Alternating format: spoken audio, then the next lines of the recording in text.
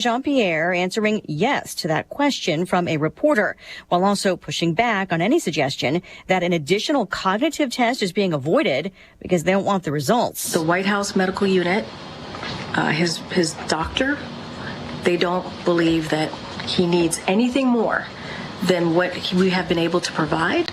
A full, detailed, very comprehensive physical that he had 4 months ago. House and Senate Democrats holding separate meetings behind closed doors today. Donald Trump cannot be allowed near the Oval Office. House Democratic Caucus Chair Pete Aguilar, as most Democratic lawmakers continue to back the president's re-election bid. A member of the U.S. military tried to get into the president's medical records earlier this year. Fox's Jessica Rosenthal. The Navy says a junior enlisted sailor based at Fort Belvoir in Virginia tried to access President Biden's medical records multiple times on February 23rd, but failed to pull up the proper Joe Biden. NCIS began investigating 3 days later after someone told military authorities what the sailor had done. Naval officials won't reveal the sailor's name, but said he told them he tried to access the records just out of curiosity. That was 3 weeks after a special counsel called the president a well-meaning elderly man with a poor memory while declining to pursue charges for mishandling classified documents. The Navy says the sailor who tried to access medical records was disciplined administratively. Just getting reports that the Gaza Pier, installed by the U.S. military for humanitarian aid, will be pulled out permanently after many disruptions from bad weather, security concerns, and logistics. Yet another mixed finish on Wall Street, the Dow down about 52 at the bell. America is listening to Fox News.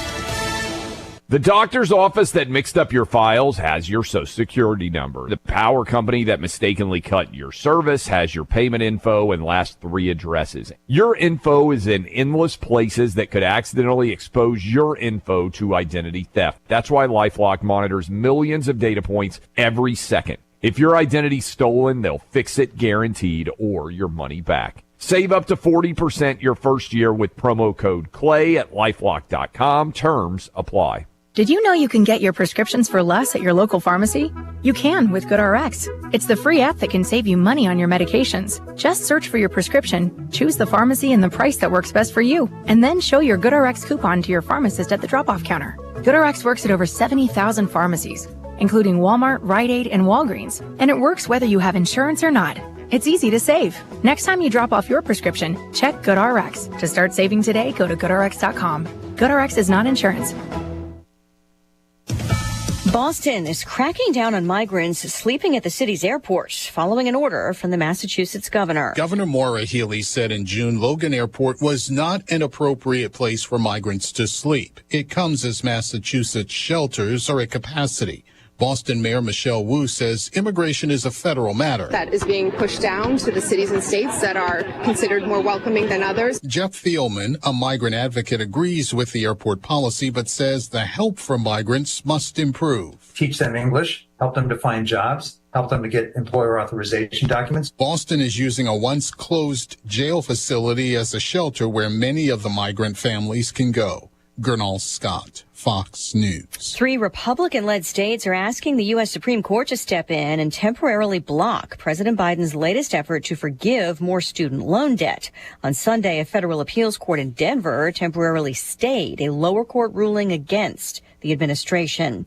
A group of NASA volunteers returned from a fake Mars on Earth. 4 volunteers are in good health and excellent spirits after 378 days of isolation in a simulated Martian outpost.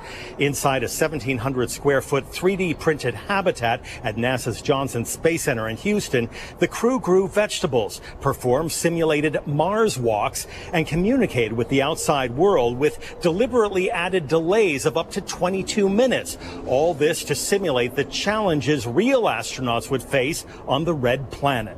NASA is planning another one next year and a third one in 2027.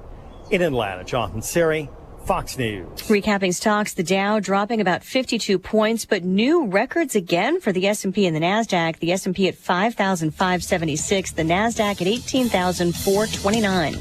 Elisa Brady, Fox News.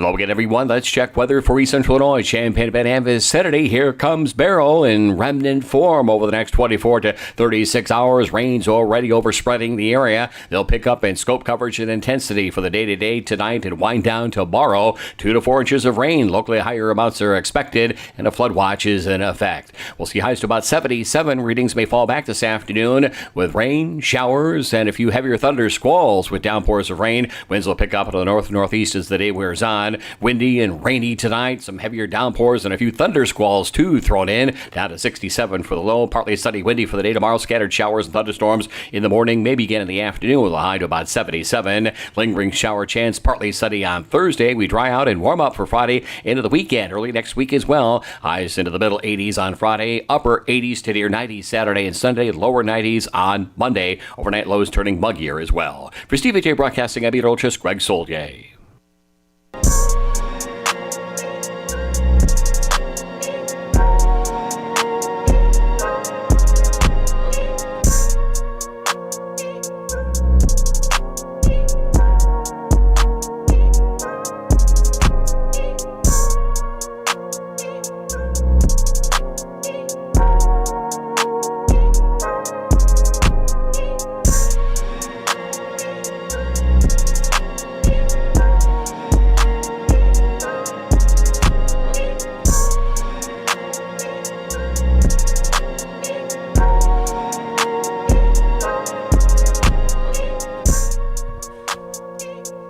Hey, what's up? It's The Drive with Dan Piper, ESPN Radio 93.5. Great to be back. Derek Piper, Kyle Toss, Jimmy Sebeski. No Lante today.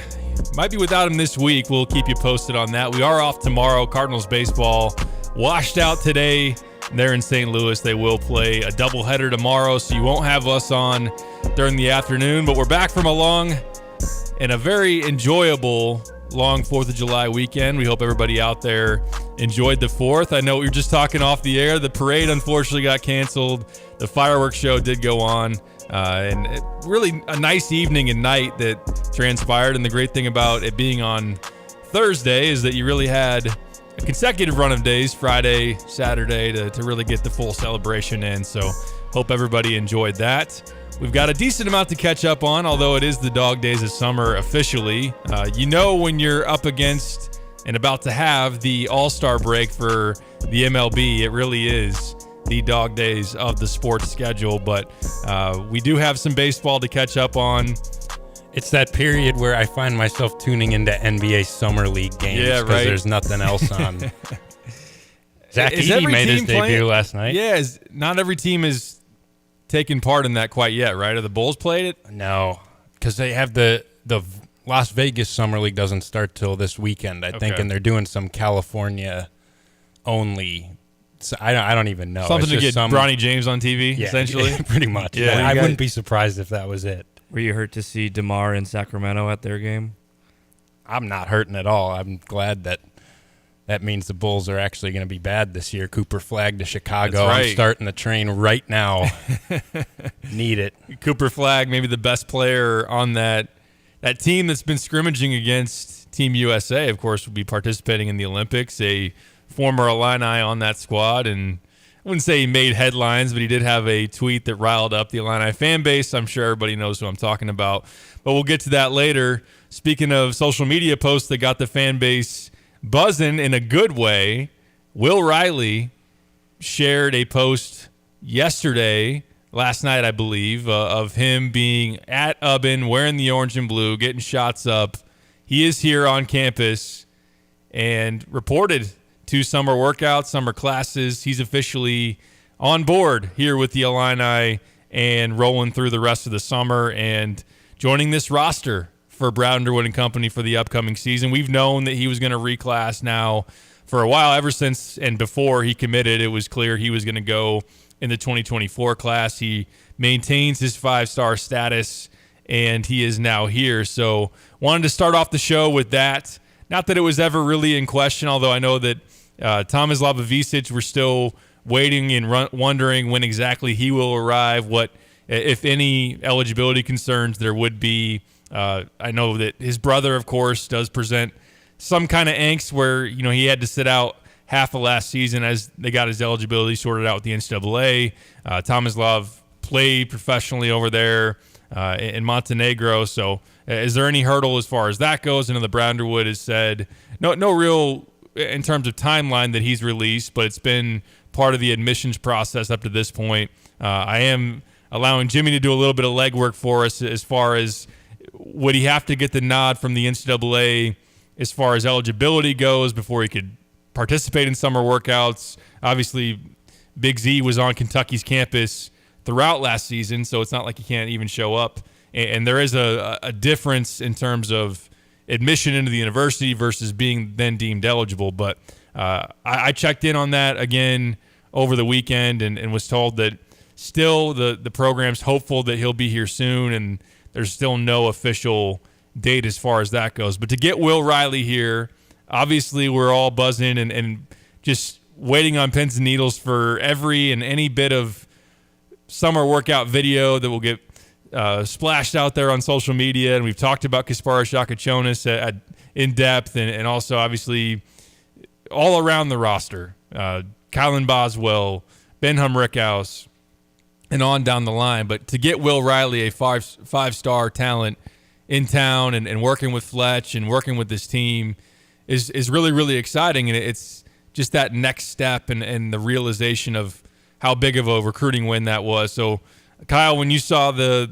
video, the little screenshot as it was, I tweeted out on social media, I know a lot of people did, him in the orange and blue, how'd that feel, just knowing that guy who's a projected potential one and done and in the first round next year is officially in the orange and blue? Pretty exciting stuff to just all of a sudden drop the highest rated high school recruit you've gotten in the composite era on campus on July 9th as just another piece that you haven't even had yet. It's pretty exciting. I can't wait to see, and just think how much, I mean, we've seen the Kylan Boswell pictures already with what he's done with Fletch and some of these other guys. Like, think about from right now until November 6th or whenever the opening game is, how much work can be done for a guy like him as an 18-year-old coming in, just getting himself prepared and seeing his body transform. And I'm excited to see him even just develop in these 4 months leading up to opening night for Illinois. I feel like it's going to be huge for a guy like him to really get in here and get as much time as possible within the program, within the facilities with Adam Fletcher, and just to have him and his scoring ability. And this might be the most talented guy on your roster. I think it'd be pretty safe to say he's in that conversation, maybe with Kasparas and a couple other guys. And I can't wait to see what he looks like, and the fact that I think there's some 25, 30-point nights in his future in the orange and blue with his scoring ability. Heck, you saw 42 in Indy. I did, yeah. Like 4 missed shots. Maybe we get that one of these nights. But just a heck of a scorer that I think is going to add kind of a missing piece to what we've already seen in that practice video and what we've already had on campus. To drop a 6'8", dynamic scoring wing into that mix is pretty fun. I'm sure Brownderwood, Orlando Antigua, everybody over there is just salivating at the opportunity to plug him in and see what he can do. And obviously there's already been, with what they've compiled roster-wise, a ton of options on this team. And now to see what that looks like with him out there as a guy that can create his own shot. We know that he can get buckets from all three levels, really. Pull-up jumper in the mid-range, splash the three ball, go to the rim. I think that, like you were saying, with the body transformation, even if he can just add 10 pounds and 15 pounds, which seems a reasonable ask given, 4 months now for Adam Fletcher to try to pack that on. And I've talked about this before. I don't feel like he needs to, it's not a difference of, he needs 20, 25 pounds to really be effective in college. There have been plenty of players that have been on the slender side of things that just have a way of making shots and can still be competitive and compete out there. I'm not saying he's Kevin Durant, even though Kevin Durant is, of course, an example of a guy that isn't going to do a whole lot of reps on the 185, 225 bench press at the Combine. I think back when they did that, I don't even know if they do those anymore at the NBA Combine. But, yeah, Will Riley, I'm not worried about his scoring ability. I think he's going to come in and be able to be that kind of microwave scorer, especially in spurts for you. in certain games, and a guy you want to run some actions to. So just seeing that chemistry start to develop between him and Kasparis and Kylan, and that's all really, really important for a team that has 10 new guys, and trying to get them together as soon as possible to play those 5-on-5s as the staff evaluates different looks and different ways to get the ball in spots that where guys can be successful. And I think that Will getting here and getting acclimated is super important. He had a chance and could have played. I'm sure his AAU team probably wanted him to play out the rest of the AAU schedule through July. And I'd have to look it up to see if his team qualified for Peach Jam, because there is like a NIT for Peach Jam. It's called the PIT down there in Augusta, which is next week. You got a live period coming up this weekend, and then also next weekend as this thing starts to get picking back up with the AAU and head coaches and staffs being able to go out there and watch talent once again. And yeah, they did make the Peach Jam. So that's something where I'm sure UPlay Canada wanted to have him at their disposal to be able to go out there and see what they could do in Peach Jam. That is the ultimate, the big event of the summer, to try to see where you stand, and it's the finals. It's the playoffs, so to speak, of that Nike League. So, but Will, it makes all the sense in the world for him now to try to get on campus as soon as possible. You have the split in the semester where there are 4-week courses across the 8 weeks. You could take classes that are only of the 4-week variety on the back half, and to get him in some of those, to get him on campus and in those workouts now. And I can't wait to hear how he looks, because obviously Kasparis, both in terms of what I've heard and then what he put on tape for a couple of those highlight clips, already has people just thrilled of what he can do. And it's only going to take one 30-second, 60-second clip of Will Riley mixed in there to get people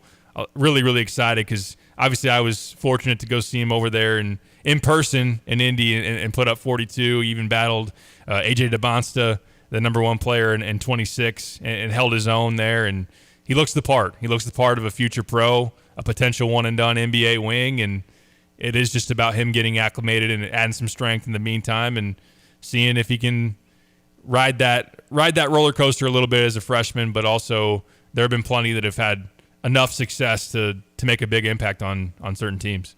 Would you say he's the most impressive high school prospect that Illinois has gotten since you've started covering, that you've seen, just based on that weekend? Is that, where would he rank on that front? Because he's ranked that way, and 42 points in that fashion. You called it maybe the best performance you've seen.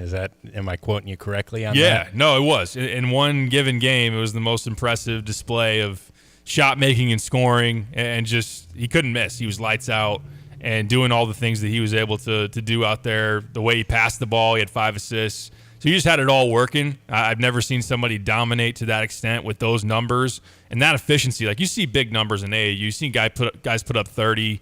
Guys get a bevy of shots when you're a star player.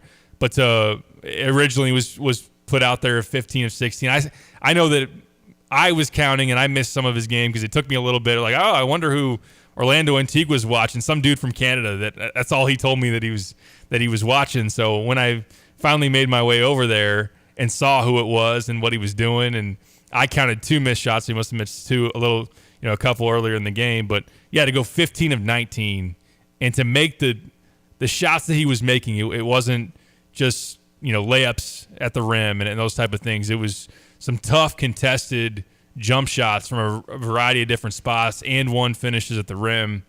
I mean, Ayo, it's different for me, admittedly, because I had such a longer sample size of seeing a guy like Ayo Dosunmu. I saw him, McIrvin Fire.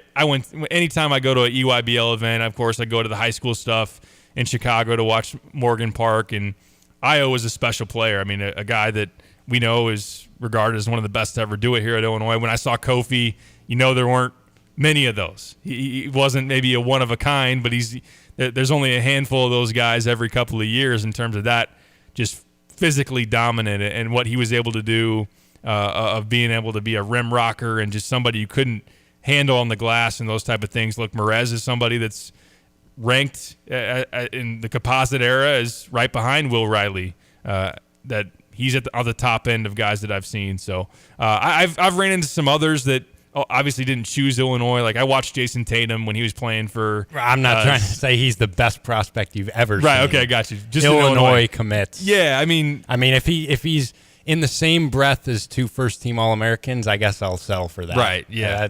That satisfies me. I think sample size it's tough to say, but yeah, I mean it's hard to top what he did in that given weekend. He was the MVP, the offensive MVP of that weekend, put up ridiculous numbers, and it obviously wasn't some kind of just he ran hot in a given weekend, and that's not necessarily who he is. Like he put up huge stats all spring long. Our national guys have raved about him. Obviously, shot him all the way up to number 9 in the class, and now he's here. And Kyle, I was thinking about this.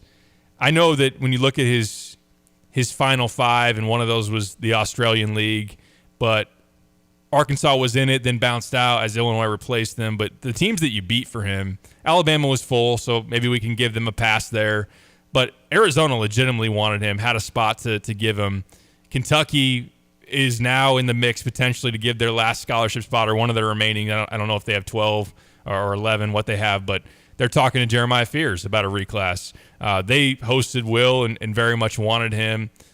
So to legitimately beat those teams, those programs for a 5-star, to see him now on campus, it's kind of that next step in like just having that materialize. Where can you imagine beating those programs for a 5-star, 5 years ago, 10 years ago, really at any point post 2005, you wouldn't fathom that. You'd say, Illinois maybe has an in here with an assistant coach, or they have opportunity, or they have this and they have that, but it's Kentucky, or but it's Arizona.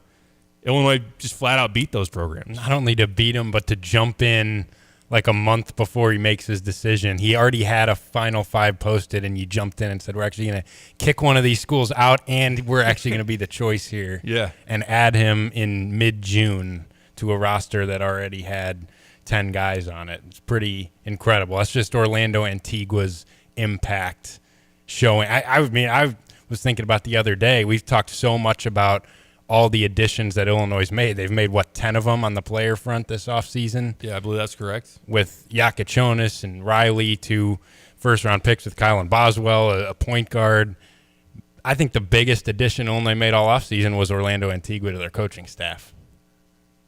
That's hard to argue with. You wouldn't have got, it's a domino effect. You don't get Will Riley without getting Orlando Antigua. You don't get Thomas Lavavicic without getting Orlando Antigua. The talent we've already seen connected to Illinois, not even just Will Riley, but obviously gets you Thomas Lavavicic. Jasper Johnson's a guy that you're being talked about with as a legitimate contender for.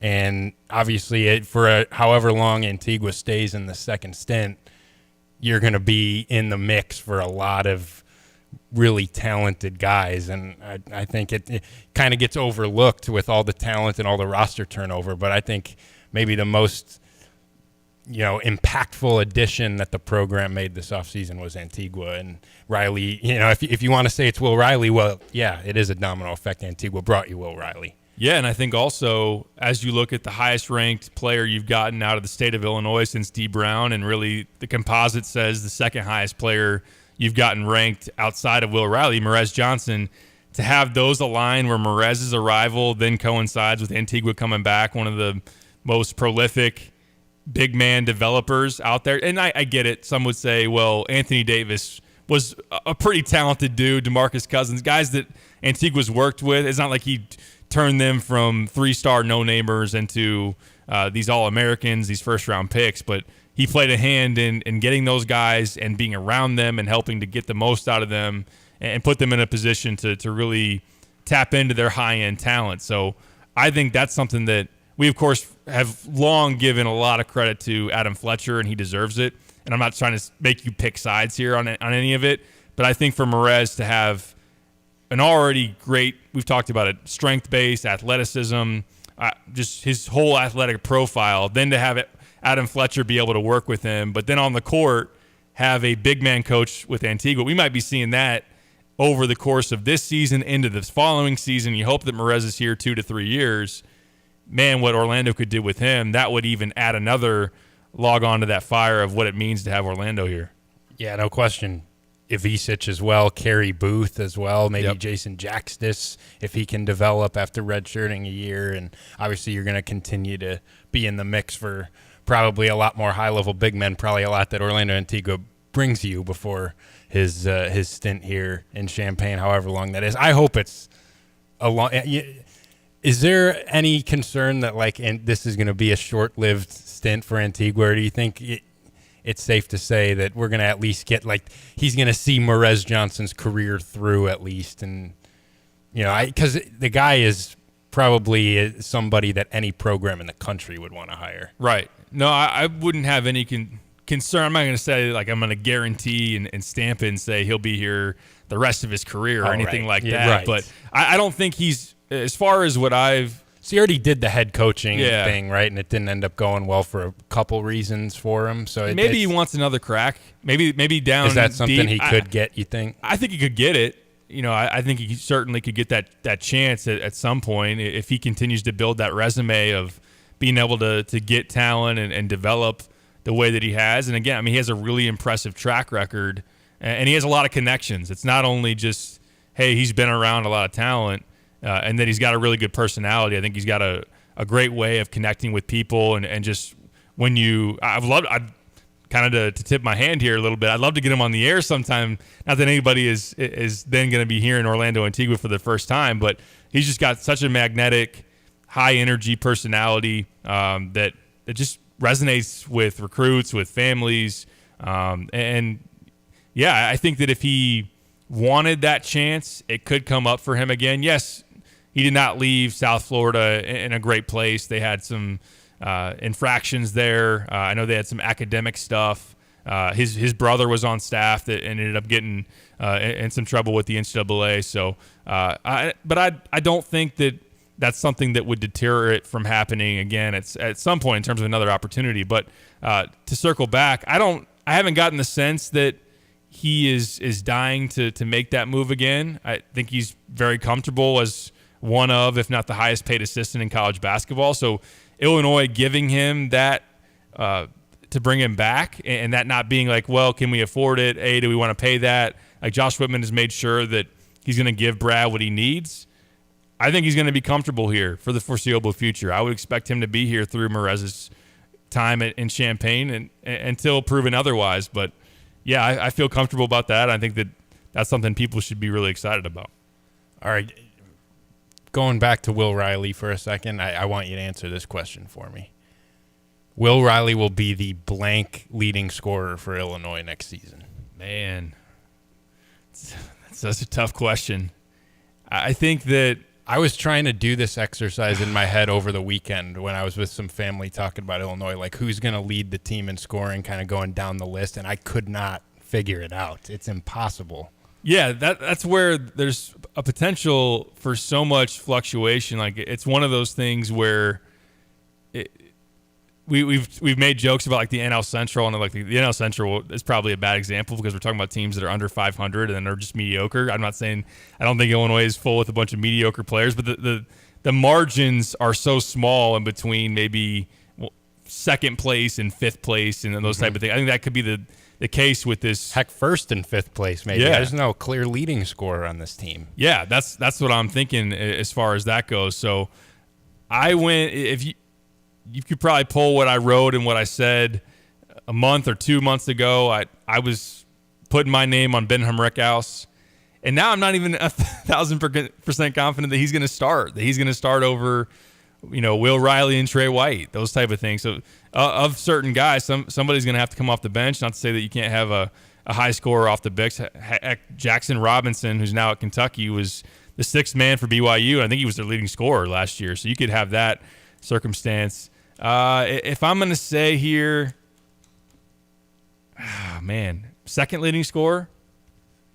That feels right. But then who would your leading scorer be? Would it be Kasparis? Could be Kasparis. And then two freshmen or your two leading scorers? Could still be Rickhouse. Maybe Kasparis. I think Kasparis is going to have a good balance of points and assists. Mm-hmm. But the ball's going to probably be in his hands more than anybody. In his hands a lot. I think Kylan's capable of 12 to 15 points. I mean, he averaged just shy of 10 points a game last year. Yeah, shot the three at a good clip, but if he improves on his driving ability. Didn't go to I wrote about it today. Like, it's just it's crazy how, for as physical as he is, how low of a free throw rate that he had. And I think it's part of just not having maybe enough burst off the dribble or whatever it was to get into the lane and be effective. I think now that they've leaned him up some and spaced out the floor as they're going to do, maybe he can draw some more fouls and get some more points there. So I think Kylan could be in that mix as a double-figure scorer. Trey White's capable of being a double-figure scorer. Heck, he averaged, 13 at Louisville? Yeah, I know. Which I know they were a dumpster fire last year, but they're an ACC program playing against the Dukes and North Carolinas of the world. Yep. Thomas Love, I could see him averaging double figures. I don't think he'd be on my short list of guys I'd be picking from for leading scorer. Yeah, he's probably like an 8.8 rebound guy where he's going to have his 2-point nights. Maybe he'll have 21 night. Kind of how I see him a little bit. Let's before we catch a break, let me pivot that question into kind of just maybe big picture. We've done this before, but expectations of like the range of outcomes for Will Riley. Could he be like I mentioned Cam Christie. I think as far as like a slender shot maker, look at his stats, was very efficient from three last year and wasn't the best at the rim. And still NBA people are talking about can he get stronger, those type of things. In terms of other comparisons, like I think on the high end. I think about from just a scoring standpoint, like on the high end, he could do what Jet Howard did as a freshman at Michigan, couldn't he? Hopefully he plays defense. Yeah, that's what I'm saying. From a scoring perspective. Yeah. Jet Howard had no interest in boxing anybody out or defending anyone, but from a scoring perspective. He was in like the 40s when he was getting recruited, so he was certainly much higher graded than Howard was. 14 a game for him. Yeah, that's correct as far as where he stood. He missed a lot of time, I thought. Or not a lot of time, but some time, and yeah, that was an issue. 17.9 a game for Jet Howard. Is that right? Yeah. Really? 29 games. How many did he give up a game? Well, that's why I said scoring only. I hope Will Riley gives a little more effort. I'm seeing 14 a game. Was that in Big Ten play? 14 a was game, Big Ten 37% from three is what I'm seeing. But regardless, you're talking about a guy that's averaging about 15 You're points. right. That was conference only, 14.2.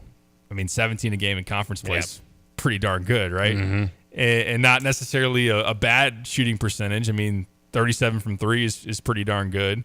Yeah, that's something on the high end that is reasonable. We've seen somebody, they're different players, but like Malachi Branham came in and lit it up for Ohio State. That was a team that really started to lean into playing through a stud freshman and put the ball in his hands a lot. Now with Kasparas, I think with the balance that Illinois should have, or just the number of mouths to feed and the different options, and I think it could be a situation where, and Brad's talked about it a lot, hunting matchups, seeing weak spots in a defense on a given night. It's going to be interesting how that plays out, where they'll have a number of different ways to go about it, but maybe there are just, maybe Will Riley's too good to say, hey, tonight you get a good defender on the wing, but you're having a stellar season. We still need to get you 12, maybe even 15 shots, that type of thing. So I think how that balances itself out could be very interesting. I think from Illinois, and while we're on the Michigan topic, that's something also I've been thinking about in terms of like comps for the team. And look, I know we got to catch a break and we could go a long time on this for what Illinois could do with just such a new roster, mixing in young guys that could be focal points of your team. I wrote about it over the weekend. Arkansas, the team that beat Illinois in the first round a couple years ago, does come to mind. That's not an ideal scenario because that team was very up and down, finished middle of the pack in the SEC. Yes, then got hot in the NCAA tournament, hot enough to go to the Sweet 16, beat Illinois, and then beat upset number 1 seed Kansas, and ended up having 2 first-round picks in that draft with Nick Smith and also Anthony Black. Anthony Black, who went to the Magic, right? I think maybe a cautionary tale is one of those Michigan squads that, and I get them mixed up because that's kind of one of the I can help you here things that I remember one of the things I remember about Juwan Howard, one of the lasting impressions is just having so much talent, but then not being able to keep it together. Not necessarily his fault, but just, Kobe Buffkin goes to the league after 2 years. Jet Howard goes after 1. Caleb Houston goes after 1. Diabate goes after 1.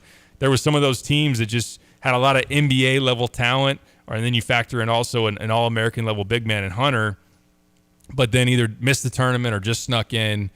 That's where, for Illinois, that may be something you worry about, a team that sputters early, that has more talent than ultimately what their team results are for most of the season, and just takes a while to figure out. So I know I'm all over the map there, but those are some things that have been coming to mind. Well, that's the other thing when you have to be cautious about when talking about, well, this team has this much NBA talent on their roster. Well, guys like Moussa Diabate and Caleb Houston from Michigan didn't really have great college seasons as freshmen. They still left for the NBA. They were still, in terms of their talent and just how scouts viewed them, they still left and were one and dones. I don't know if either of them got taken in the first round. I don't believe so. I think Houston was the first pick of the second round. First pick of the second round. Probably should have both stayed if I were to give them advice, but that's fair. It's a little late for that. And probably NIL. There is a difference story between with two guys like Riley and Yakichonis. Like, they could still be one and done NBA prospects, but Illinois is counting on them to be really good college players as freshmen too, and it doesn't necessarily always translate that way, especially as a guy like Yakichonis coming over from overseas. And what does that look like? Riley, a guy who, as we've talked about, is somebody who probably needs to physically develop some more. Like, what does that look like? Are those two guys capable of being like all freshman team, all conference level performers as freshmen, or are they going to be, guys who are up and down and a little inconsistent, but still ultimately the talent allows them to leave after a year and be technically NBA prospects, but does that lead to a college team that has a lot of success? I've thought about that a little bit too. It's not always that easy that NBA talent translate to college wins all the time. Yeah, no, that's a very good point. Moses Moody's a guy that came into mind in terms of the high end too. He played at Arkansas. Like, he averaged 17 a game. Wow. That was the SEC Player of the Year, or I should say Rookie of the Year, first whatever it was, Freshman of the Year. Although here on the Sports Reference page it says Rookie of the Year. All SEC, probably a first teamer. Ended up being a first round draft pick, 14th overall to the Warriors. So that's a wing who was a freshman that came in. Not even like super yoked up or anything. 6'6", 205. I know that Riley's 6'8", 180, so that's a little bit different. But again, I wouldn't be surprised if we get to opening night and he's listed at 6'8", 190, maybe even 190 plus, depending on what Fletch can do and those type of things. So there's just such a wide range of what freshmen have come in and done in their first year. And there's one other guy too. If you're talking about, if Will Riley is this, Illinois is probably sitting pretty next year. Brandon Miller, as a freshman at Alabama, was an All-American as a freshman scoring wing. Talk about like the 100th percentile outcome. Maybe you get there and you got an All-American on your hands. Maybe. If you want to go Canada. Because Brandon Miller wasn't like the number one prospect in that class. He was in the 20s or 30s. Yeah. He just developed well during the year. You want to go Canada? Jamal Murray's 1 year at Kentucky was pretty good. He was stupid good. He was unbelievable. I think he's talking about All-American. Or Shea. Yeah, Shea another Canada-Kentucky pipeline. Good call on that. Yeah, 20 a game for Jamal Murray. Yeah, just 20 a game as a freshman. In the SEC. How many did Miller have a couple of years ago with Bama? It had to be like 19 or 20. Yeah, it was up there, wasn't it? Where are we at here? Brandon Miller, 6'9", 200, so slender. He had a similar frame. Slender. I mean, there's some similarities. He only put up 19 and 8. Yeah. Wow. And they were the number one overall seed, too. That's right. So they had team success along with it. Till San Diego State. Brian Dutcher, broke people's brackets. Oh, yeah. You got the shout-out from the Michigan fan over there. There you go. Brian Dutcher. You're a popular dude around here, Jimmy. You got the Purdue fandom. You got Michigan. His Steelers fandom drives along. The Heat, if you want to throw in the early 2010s. Yeah, Bulls if you want to rekindle the LeBron, yeah. D. Rose conversations. I'm just giving you. At least giving I you share crap, of Cubs course. fandom with them. You That's guys true. as Cardinals fans, I'm shocked you haven't kicked him out of here yet. Like, this guy was planted in here to drive us crazy. No, I'm just kidding. All right, let's talk about another guy that Illinois product, MBA. I don't know if Illinois fans are claiming him or want to claim him. He had an interesting tweet over the weekend. I guess it was maybe yesterday that stirred up the fan base. Imagine that, them getting angry and those Twitter fingers going. Yeah, I've never seen that from the Illini fan base before, but that happened. We'll tell you why when we come back next. Stick with us, 217-359-2255 if you want to weigh in on the Max Twin City Recycling text line. We'll be back. This is The Drive. From computer systems to brakes and tires too, at PDR, fixing cars is what they do. Remember, when you turn the key and the car won't run, call 367-9481 or use their dedicated text-only line at 383-0619. Additional information including repair quotes and online scheduling requests available from the website at pdrauto.com. Remember, they are what's best for your truck or car. They are PDR. Here's your OSF Healthcare Medical Minute. Hi, this is Awad Aliami. I'm a pediatrician with OSF Healthcare. I think the most important thing about summertime is two things, is injury prevention. So make sure when you're around water, take care of water safety. And also when you're playing with bicycles and scooters, make sure your kids are wearing helmets. And the other thing is sunscreen and hydration. We do vaccines along with school physical visits and well child checks. School physical is actually a requirement from the state. Typically it's needed for pre-K every 2 years, kindergarten, 6th grade and 9th grade, okay? But also your child needs their well child check or annual visit for health supervision every year. You have all sorts of options to get scheduled. You can call over the phone, you can do it over online. If you have My Chart, you can do that as well. Or you can just walk into the office and we will help you out. For more information, visit osfhealthcare.org. At Carpet Weavers Flooring and Furniture Gallery, we're flooring people with amazing service, great design advice, and unbeatable selection and the best prices in town. It's the perfect time to update your home with waterproof flooring, carpet, hardwood, tile, and more. Then complete your rooms by shopping our incredible selection of furniture and accessories. We also offer great financing options. Carpet Weavers Flooring and Furniture Gallery, we're flooring people. Switching is easy. We do it all the time. We switch on the lights. We switch TV channels. Some of us switch partners while square dancing. Well, that's a stretch. But what's not a stretch is how you can switch and save with State Farm. In fact, State Farm agent Kurt Lenschow right here in Champaign-Urbana can switch you over so you can start saving today. Kurt and his team are ready to welcome you to the State Farm neighborhood. It's easy to switch and save. Just give them a call when you want the real deal. Like a good neighbor, State Farm is there.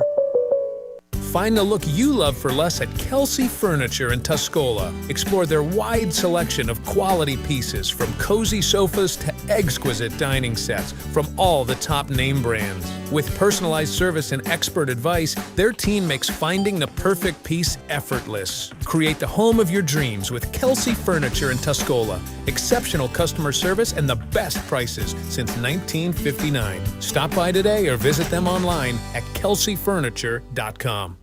Why use Lands Underground Solutions? We have the team, the technology, the tools, and the most experienced team in the industry. From a basic sewer pipe repair to replacing a sewer main, installing a water line to installing a septic system, installing underground utilities for a new construction project to rehabilitating the old pipes under a school. Lands has the most versatile and experienced team in the industry. Residential, commercial, and industrial, when it comes to your underground pipes, think Lands Underground Solutions. Why call anyone else? Here's another home improvement insight from Kramer Siding and Window. New roofing and siding are a winning combination that can instantly change the look, feel, and function of your home. Our Kramer Siding and Window team takes pride in being an Owens Corning Platinum Preferred contractor, able to offer a best-in-the-business 50-year warranty. Pair it with preservation siding in your favorite style and color, and your home will be a showstopper. Start today and save 10% on roofing and 25% on siding. Call us, click on kramersiding.com, or visit the showroom in Champaign.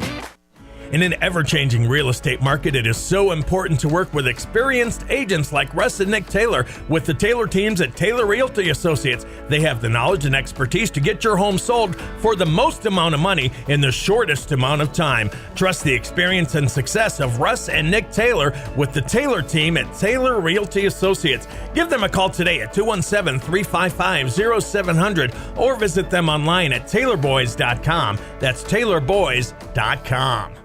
At Pards in Urbana, the boots just keep on coming. They're known for their huge collection of men's cowboy boots, women's cowgirl boots, kids' boots, and even shoes. If you're searching for top footwear brands, look no further than Pards. They carry a wide variety, including Ariat, Dan Post, Smoky Mountain, Roper, Double H, and more. And if socks or accessories are what you need, they've got all your high-quality essentials. Since 1968, Pards has been serving their customers with high-quality merchandise. And if you haven't been to Pards in a while, a lot has changed. Go check them out just off University Avenue in Urbana.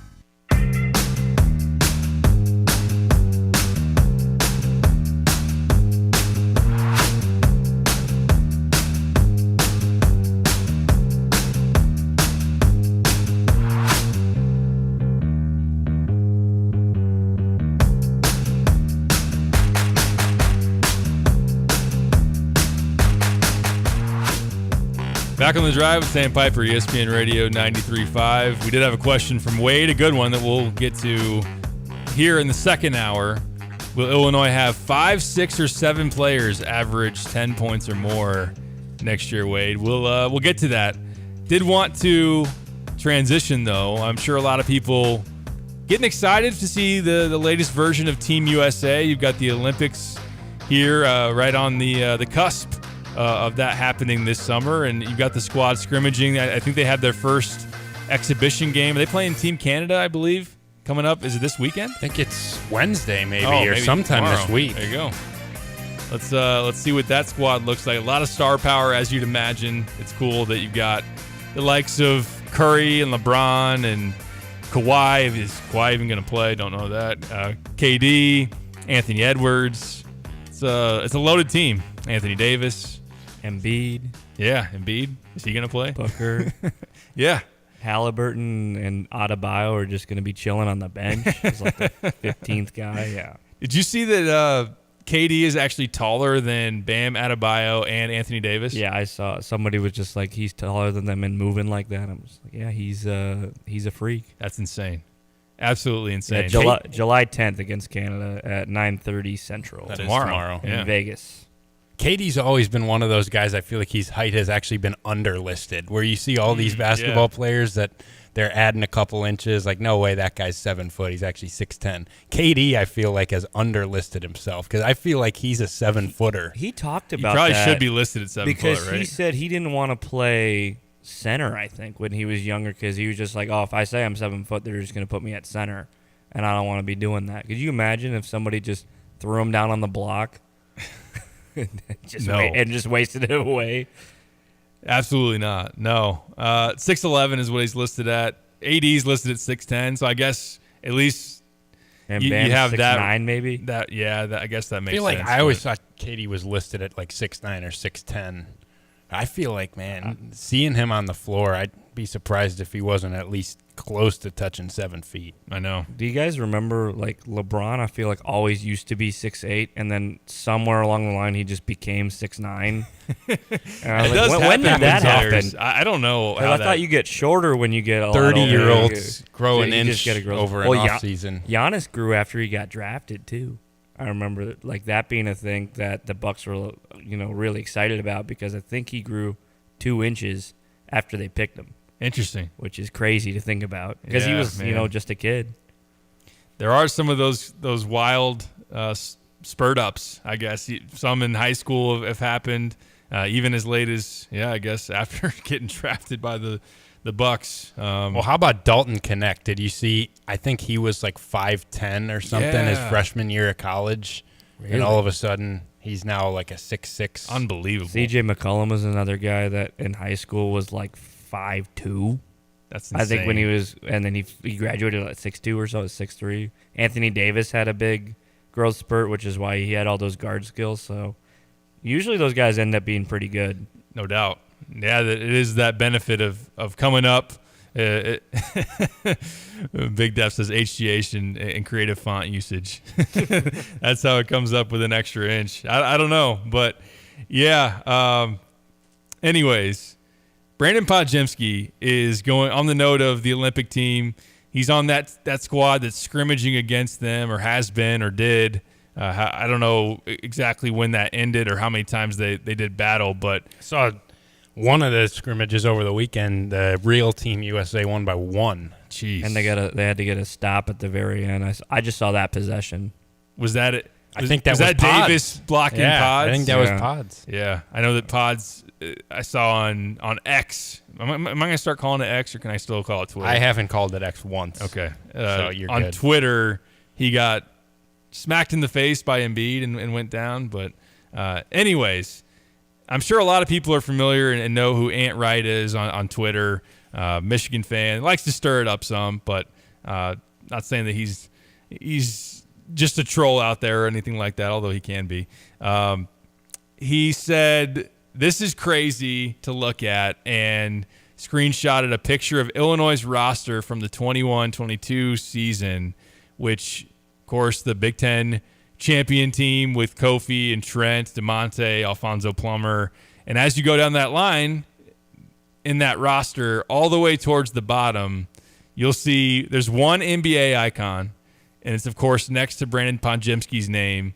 This on Sports Reference, so you click on teams from the past, and if they've played in the NBA, they got that NBA icon. Famously, that Michigan team 1 year back in the 80s, and it was at the team that beat the Flying Illini. Ended up having like 6 NBA guys. Obviously, the UNC squad in 05 definitely had 6. Illinois that year had as many as 5, but the one on that team is Podziemski.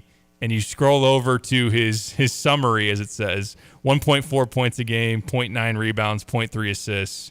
And this guy is now scrimmaging with Team USA, a projected starter for the Warriors, a guy that was on the all-rookie team last year. For Golden State, to his credit, averaged close to 10 a game, shot high 30s from 3. It's a great fit for him, of course, playing with Curry and a team that runs a great offense and puts up a lot of threes. But he responded to Ant Wright's tweet saying, "Crazy how the truth will always find its way out." And the Illini fan base has gotten riled up by that. And even just other people were like, "Oh, yeah, go at him." I think if you're a Golden State fan or a Pods fan or whatever. And even I've seen some other Big Ten fans get in on there and say, "How could Illinois do that? How dumb of them, what have you." But Illinois fans maybe take an exception of, "Hey, why take a shot at us? It's worked out well for you." What do you guys make of it? I don't have a problem with it on either side, and I felt this way the entire time. From his perspective, he has every right to be upset that he didn't play at Illinois. Look at him 2 years later. He's in the NBA. He made an all-rookie team in the NBA, was the Conference Player of the Year in the WCC the next year. Like, that's a guy that clearly used that experience his freshman year to get better, and it was a motivator for him. It's always been a motivator for him. That's fine. That's fine. He didn't crack that rotation, and I think that it's completely fine for him to look back at that and say, "Yeah, well, Brad Underwood, he didn't see anything in me. He didn't play me that much that year." Now, is that the reality of the situation? I don't think so either. I don't think Brad Underwood needed to play him that year. I don't think it's some huge blunder that he didn't, because that team hoisted a Big Ten championship trophy that season, and you had so much experience on that team. Was he playing over Trent Frazier? Heck no. Was he playing over Alfonso Plummer, one of the best shooters in the Big Ten that year? Heck no. Was he playing over Andre Curbelo, who was on preseason All-American list? Now, I know his season didn't go particularly well that year, but no, that wasn't going to happen. Was he playing over fifth-year senior leader DeMonte Williams? I know some people say they wish that did happen. That was never happening.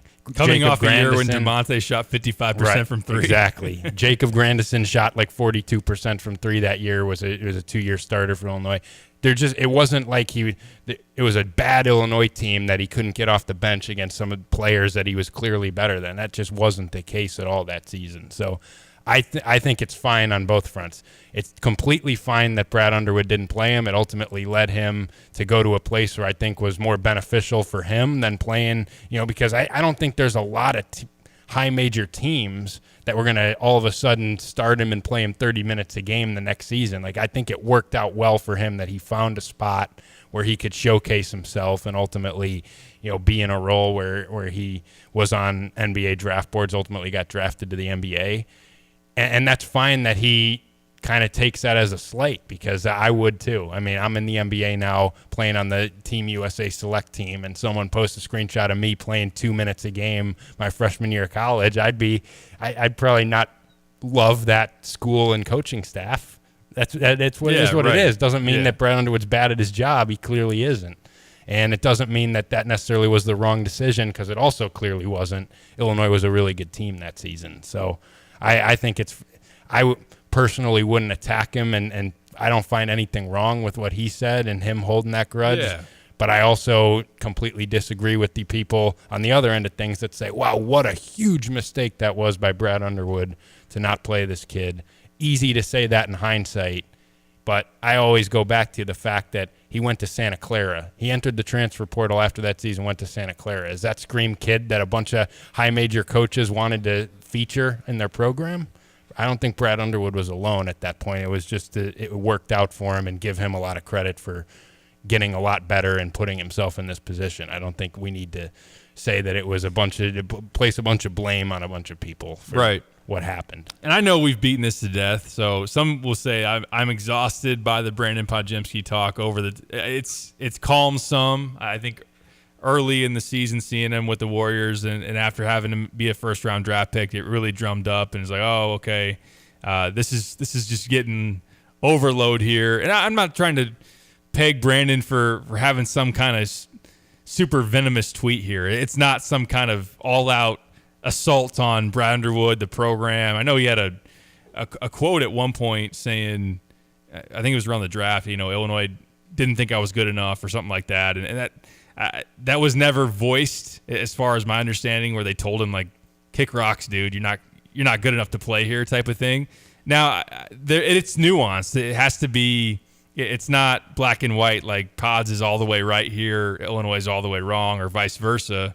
I think if you're talking about the truth, part of the truth is that I know during that summer there was a lot of wonder. That summer going into his freshman year, if he was good enough to play at Illinois, he got abused. He got abused by Trent Frazier, by Alfonso Plummer, the physicality of a DeMonte Williams, the way that Curbelo was playing in that offseason. Like, he didn't belong on the court over those guys like you diagrammed. That team had plenty of success, didn't need him, those type of things.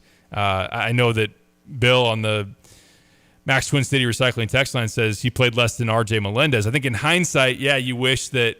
I think you can nitpick like the 8th, 9th, 10th man in the rotation role and say, would it have been nice to maybe give Pods a little more time over R.J. Melendez? You can nitpick that. It's not. It's just it wasn't changing anything. Right. But R.J. played well in that Houston game. Like, R.J. was making strides late in that year. Now, when you look at the way that R.J.'s season played out as a sophomore versus the way that Pods' did, that's where I would be able to kind of say, in hindsight, you look at Illinois and maybe you could say they made mistakes in who they prioritized trying to make happy on their roster, or what they did in terms of compiling that squad the following year. Now, again, they're in a great spot. This is a breakup that worked out for both parties. Like, you don't have to have some kind of crazy animosity. I get, like, Pods shouldn't like Illinois because of how it played out. But like you said, number one, like you diagrammed, who wanted him in the portal. I'll even offer up who actually was actively trying to get him out of high school. Like, he got offers from a lot of places, Kentucky and Kansas, namely the highest profile. They weren't pushing for him. They liked his tape. It was during COVID. You couldn't go see him live. They offered him, but they weren't trying to get him when it actually came time to, okay, he's going to make a decision. Illinois was one of a few that were actually in that mix. Now, they identified him and were one of the teams that saw it, and they pushed to get him. Pods, if he wanted to stick around regardless of circumstance, could have stayed at Illinois and earned a role and showed everybody what he obviously had to show. But Illinois then went out and recruited Sky Clark, and they wanted to make sure that RJ was somebody that felt good about his role going into that next season, where they didn't go out of their way to do that for Pods. In hindsight, Sky Clark left after 12 games and stunk, and RJ had a terrible season, and he ends up leaving. So it would have been great to have Pods instead of that. So, ultimately it worked out great for him. I'm not trying to say that he took some just out of left field, completely unnecessary shot at Illinois. I'm not saying that Illinois fans should just take all the crap from Pods and that type of thing. He got better. Like you said, he got better. He had some talent. Illinois knew he had some talent, is why they signed him and took him on their roster. He wasn't ready to play. If he was, he would have been getting minutes on that team. And yes, some of it was, DeMonte was going to get those minutes because he was a fifth-year senior and brought some defense and physicality that Pods wasn't able to bring. But yeah, it is what it is, ultimately. Yeah, I'm so past that now. I know. I will say the one thing though is, based on the situation, you cannot be claiming Brandon Podziemski in the NBA now. I've seen some Illinois fans do that. I'm like, no, okay, we can't do that now. The guy played like 3 minutes a game his freshman year. Technically, he went to Illinois, but he's a Santa Clara guy. Actually, we've had 2 first-round picks in the last few years. We have Pods and now Shannon. It's rolling here. It is rolling in Champaign, but the Pods thing is, yeah. Let's move on. I'm kind of sorry I brought it up. It's a slow time during the summer. Saw the tweets, saw the reaction. Just wanted to have something to say about it. If you want to weigh in, you can. You don't have to be talking about Brandon Podziemski. Any thoughts? 217-359-2255 on the Max Twin City Recycling text line. We'll be back with Hour 2. This is The Drive. You're listening to WSJK ESPN 93.5 Tuscola, Champaign-Urbana, your home for the St. Louis Cardinals. From the primary, so they're free to support former President Trump at next week's national convention. In a statement, the former South Carolina governor also calls President Biden not competent to serve a second term. The president approving a major disaster declaration for Texas, which is dealing with the aftermath of Hurricane Beryl. We've had extensive damage on the island. We've had structural damage. Craig Brown, mayor of Galveston, this woman in Surfside Beach, considering herself fortunate. A few minor repairs. We did have a broken window. My biggest concern right now, though, since we're out of power, is my food. Some 2 million people are still without power across Texas amid triple-digit temps. Could be days before it's restored, with parts of Houston and the surrounding area underwater from over 15 inches of rain. Fox's Jeff Manasso, Beryl's remnants are threatening more flooding from the southern plains to the Great Lakes region. America is listening to Fox News. The doctor's office that mixed up your files has your Social Security number. The power company that mistakenly cut your service has your payment info and last 3 addresses. Your info is in endless places that could accidentally expose your info to identity theft. That's why LifeLock monitors millions of data points every second. If your identity's stolen, they'll fix it guaranteed or your money back. Save up to 40% your first year with promo code CLAY at LifeLock.com. Terms apply. Did you know you can get your prescriptions for less at your local pharmacy? You can with GoodRx. It's the free app that can save you money on your medications. Just search for your prescription, choose the pharmacy and the price that works best for you, and then show your GoodRx coupon to your pharmacist at the drop-off counter. GoodRx works at over 70,000 pharmacies, including Walmart, Rite Aid, and Walgreens, and it works whether you have insurance or not. It's easy to save. Next time you drop off your prescription, check GoodRx. To start saving today, go to GoodRx.com. GoodRx is not insurance. The widow of President Putin's most prominent critic becomes a target as a Russian court orders her arrest. Yulia Navalnaya is accused of participating in an extremist group, a designation Moscow applied to her husband Alexei Navalny's anti-corruption foundation. She announced she'd continue Navalny's work shortly after his death at an Arctic prison colony in February. The court ordered Navalnaya's arrest in absentia as she lives outside Russia. It makes it certain she'd be detained if she set foot in her homeland again. Navalnaya's spokeswoman calling the court ruling a quick recognition of merit.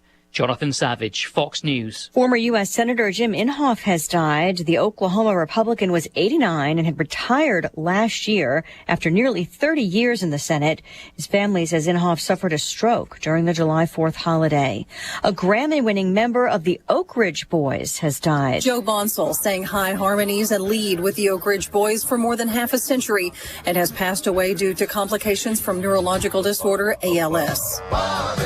Bonsall had announced his retirement from touring with the group in January after a years-long battle with the illness. He joined the Oak Ridge Boys in 1973, and the group had country and pop chart success, crossing over with the 1981 hit Elvira, featuring Bonsall's tenor. The Oak Ridge Boys had 17 #1 country songs and 34 top 10s and were inducted into the Country Music Hall of Fame in 2015. Joe Bonsall was 76. Tanya J. Powers, Fox News. More records on Wall Street, though not for the Dow, dropping about 52 points today, but the S&P hitting its 5th closing high in a row, and it's a 6-record streak now for the NASDAQ. I'm Lisa Brady. This is Fox News.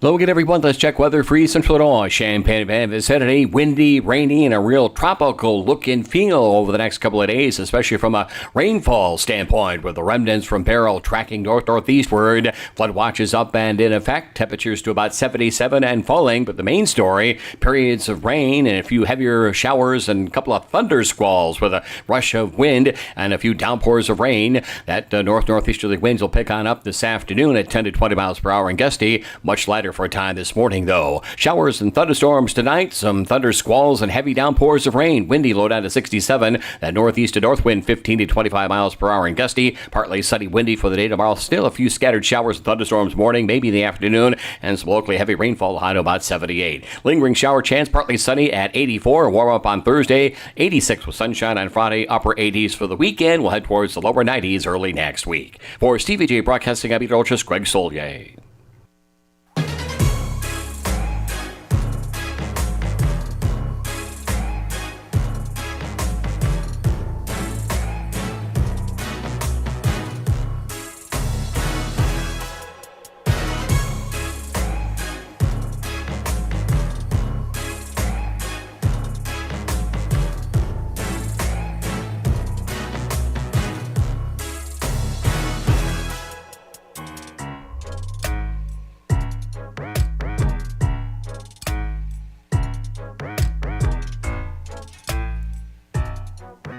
It is The Drive with Sam Piper, ESPN Radio 93.5. We'll hit on a variety of topics here in this final hour. A little bit of a smorgasbord, so to speak, here the rest of the way. No big topics. We're in the middle of the summer, pushing on the All-Star break. Did want to touch on the Home Run Derby at some point. You guys' thoughts on that field. But when you can take an opportunity to make fun of Indiana, I feel like Jimmy would agree with this. Absolutely. You just got to do it. So, the non-conference slate for Mike Woodson's squad. You guys see this today? I have not. I'm excited to hear it, though. It's got people a-buzzing. Northwest South Dakota A&M. They played Harvard last year. They did, and Army. And that was a close game. Florida Gulf Coast. I think those were all close games. Right. That must have been what was on Mike Woodson's brain, because here is your 2024-25 Indiana basketball non-conference slate. SIUE, Eastern Illinois, South Carolina, UNC Greensboro, the Battle for Atlantis. I'd have to look up that field, but usually a very good one. Sam Houston State, Miami, Ohio, UT Chattanooga, and Winthrop. Battle for Atlantis is Arizona, Davidson, Gonzaga, Louisville, Oklahoma, Providence, and West Virginia. It does not say Indiana in here, but on the Indy Star it says IU. And so I don't know what the deal is. I see Indiana here on their website. No, on the top of it, but Indiana will match up against. Okay. Gotcha. So I don't know. So there's some good squads in there, but Gonzaga and Arizona good. That's pretty weak.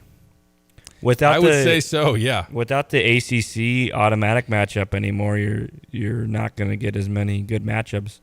That is interesting now. I'm glad you brought up that point where you don't have some of these locked in high major guaranteed games where, of course, it hasn't deterred Illinois, Purdue, Michigan State always does it, goes out and schedules, whether they're doing some made-for-TV event like the Jimmy V Classic or some of these other things, or they're just going home and homes or what have you.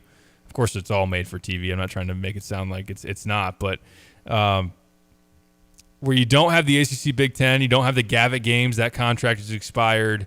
There's more onus on those programs. If they want to get marquee games, they got to do a little bit more of the legwork.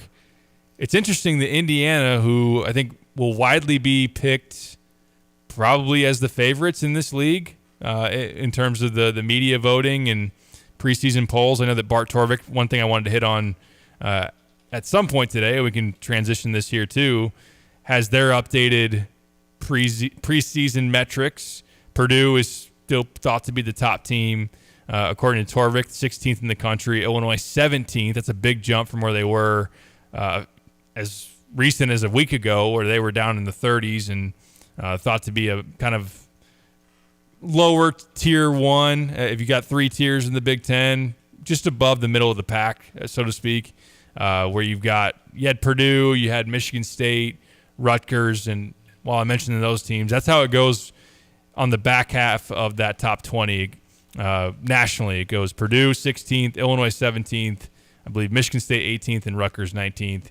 You've got some other teams like Ohio State, Michigan in the 30s, Indiana, I think 31. But I would think, and I think a lot of people have this general wavelength, is that with the combination of who Indiana brings back, Mbako, Renew, Galloway, what they did in the portal, Miles Rice in particular, Omar Ballo. Getting a real guard on that roster. Right? And then a shooter in Luke Goody. Yeah, no doubt. That this should be an Indiana team that's at the top of the Big Ten if Mike Woodson can coach it that way. So a little surprised they're not challenging themselves a little bit more. I know that some have pointed to the Big 12 last year that did a lot of soft non-conference scheduling. Is the biggest culprit of scheduling absolutely nobody and beating them all by 48 and that helps your net darling all season. Yeah. Maybe it's not a dumb move. But, I mean, you also have a ton of, like in the Big 12, especially last year, and now the Big 10, you get new teams. You're going to have a really tough conference schedule. So I kind of understand it, but I think it hurts your team in the long run. It might help your rankings, but I think your team is overall a worse team for that. Yeah, I agree with that. Now, I think someone would say that we're trying to get the best seed possible, best path possible in the NCAA tournament.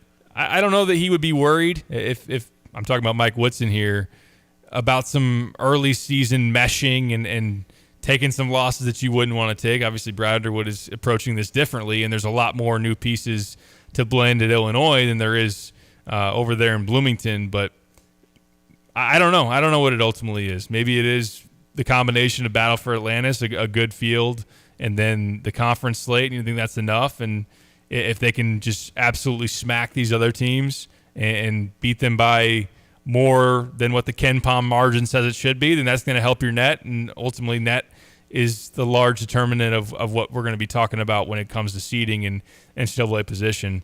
Maybe it's less of a story than, and I'm not trying to make it like, oh, look at this, it's a huge development in college basketball. It's just kind of a fun thing to poke fun at for a program that, of course, holds itself in really high regard and is supposed to be very, very good this year. They're just not challenging themselves for the most part in this non-con. I do have to say it also kind of screams to me make or break year for Mike Woodson. Let's stack as many wins as possible.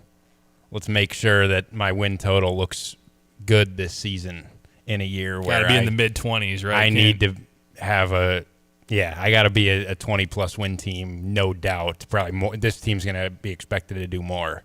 If you're Mike Woodson, your job is kind of on the line this year, especially with this roster you've put together. If this team underperforms, I would find it hard to believe that you run it back with him. If you have a second straight team with this much talent that, let's say they're a bubble team or they miss the tournament entirely, I don't think this team would do that, but that was a thought that crossed my mind. Hey, maybe Mike Woodson just wants to stack that win total in a crucial year for him Although, again, you can make the argument that Jimmy did, like, is that ultimately going to benefit his team in the long run? If you beat all those cupcake teams and all of a sudden you struggle getting into conference play, maybe that ultimately seals his fate anyway. So, I don't know. The conspiracy theory side of me wanted to throw that in there. No, I'm glad that you did. When you look at, and I'm sure that's a very much on the mind, it definitely is win now mode for Mike Woodson, and got a huge commitment in NIL, especially this offseason. They were rolling in probably a $5, maybe even plus $1 million NIL budget to go out there and add a lot of pieces and do what they did. And look, Indiana's got a big-time fan base. Basketball is everything over there, and I don't think that's going away as far as them being at the top or in the very few 3, maybe 4, but probably 1 or 2, 3 at worst in the Big Ten in terms of NIL, as long as that is still kind of quote-unquote pay-for-play type of stuff, and then you get into revenue sharing, and that will be a different element, obviously. But 217 on the Max Twin City Recycling text line does say that the Big 12 did terrible in the NCAA tournament last year. We know that Iowa State was Illinois' opponent in the Sweet 16. You look at who else did ultimately get that far. Houston was a 1 seed, bowed out in the Sweet 16, and that was it. Baylor got bounced early, right? They did. They lost to Clemson. Yeah. Kansas lost second round to Gonzaga. Although we knew they were down. And they were hurting. And they scheduled tough again, because they usually do. At least I think they did. Right. Heck, they played Indiana last year. Nearly lost in Bloomington. It's true. Indiana should have won that game. That was pretty funny, I thought. But, yeah, I don't know. And I think even you're trying to serve your fan base to give them reasons to get excited. I think when look, Assembly Hall is always going to be packed, and especially when you've got a preseason ranked team, and they'll show up for SIUE and UNC Greensboro. But when we have, I think especially when you've largely seen for Indiana is a lot of times gotten like the Carolina draw in the ACC Big Ten Challenge and those type of things, like to not have that marquee non-con game at home, or even one to watch like Illinois fans will have on Thanksgiving against Arkansas, or watching it the Birmingham game against Alabama, those type of things. I would want to side with the Brad Underwoods and the Tom Mezzos of the world when you're in a very good position as a program to go out there and schedule some big games that have a lot at stake in terms of quad 1 win, and just to be on prime TV and all that kind of stuff. I think there's a lot to be gained from that, and less in terms of maybe you're afraid, hey, Army was within like 3 possessions with 5 minutes left. We don't want to have that happen again. Yeah, especially for Indiana, who struggled so much in basketball here recently, other than that Trace Jackson Davis senior year a couple of years ago, and they're a 4 seed, and Jimmy's Boilermakers still easily took care of them in the Big Ten race. Although, didn't Indiana sweep you guys that year? Sorry, I didn't mean to bring that up. Jalen Hood-Schifino. Oh, man. He balled out. I'll give him credit. Was that a 30-point game in I Mackey? think he had 35. Jeez. And that was a hot ticket to get there. Point being, though, this is an Indiana team that has about as much preseason hype as an Indiana team has had in like 7-8 years now. Mm-hmm. And to not showcase yourself, like you said, and to not challenge yourself, to not have a marquee non-conference game, to not really see what you're made of early in the season, because at the end of the day, you still do have a lot of new guys on this team. It just doesn't make a lot of sense to me. I'd be upset if I was an Indiana fan. I mean, and it's easy to say compared to Illinois playing 5 big non-conference games, and that's something that Brad Underwood has done. Now, he hasn't always done that either. I remember some of the earlier seasons, like that 2019-20 Illinois team that had their fair share of preseason hype. I don't think they played anybody in the non-conference, but they played at Arizona as a home and home, but that's right, one of the lone ones.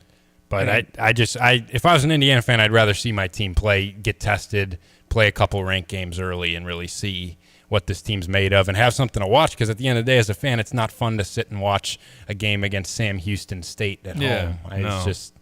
I'd rather be playing Arkansas on Thanksgiving, and Illinois will be. I'm excited for it, and they will.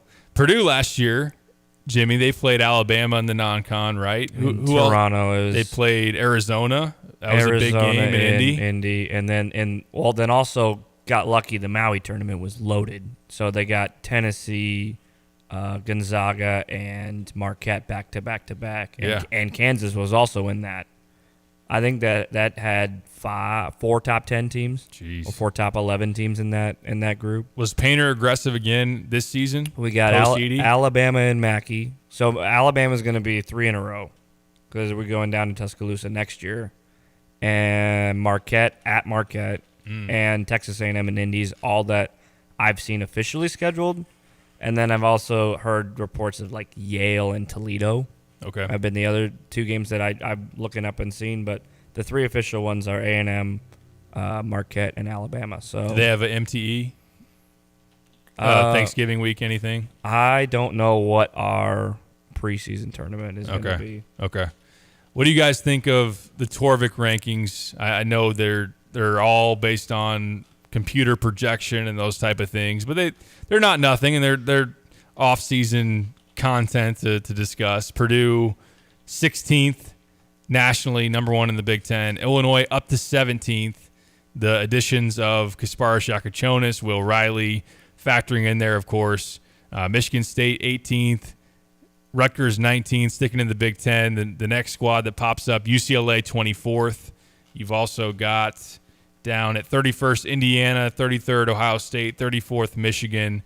The general theme, I think last year, of course, kind of broke a little bit of a cold streak in terms of the Big Ten not having that upper echelon team, that national title contender. Of course, Purdue was that. Illinois even was obviously on the doorstep of the Final Four. So there were some real national players there last year in the Big Ten, but it kind of falls back to where the cream of the crop is elsewhere nationally, at least based on what we are projecting and forecasting right now and what these numbers say.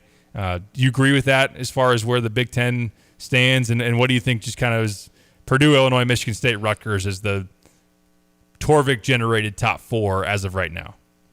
I think Big Ten-wise, I don't know if I see a top 10 team in this conference preseason nationally, so I think that the range in which a lot of these teams fall, I think, is probably similar to what it's been the last couple of years outside Purdue, really, in terms of there's been just a lot of borderline top 25 teams. I feel like that's kind of where the conference is going to fall again. I just am surprised at this order. Indiana 6th is surprising to me. As somebody who was not an Indiana supporter last year, still has some questions this year, I don't think there's any way they're finish outside the top 5 unless Mike Woodson really is just a huge problem there. I can't see UCLA ahead of this Indiana roster. I don't know how confident I'd be that Illinois would be ahead of this Indiana roster. I'd probably have to see that to believe it. And I honestly, I just am curious about, and I'll let Jimmy kind of answer this. Purdue, I'm a little skeptical. Just I want to see without Edey and just with some of the guys that on Purdue, whether it's like a Heidi or Colvin or some of these other guys that didn't play a lot last year, they're going to be asked to step into bigger roles. I don't know if that's a team that screams conference title winner to me. Like it's going to depend on a bunch of guys taking a big leap forward for them alongside Braden Smith, who we know is a star.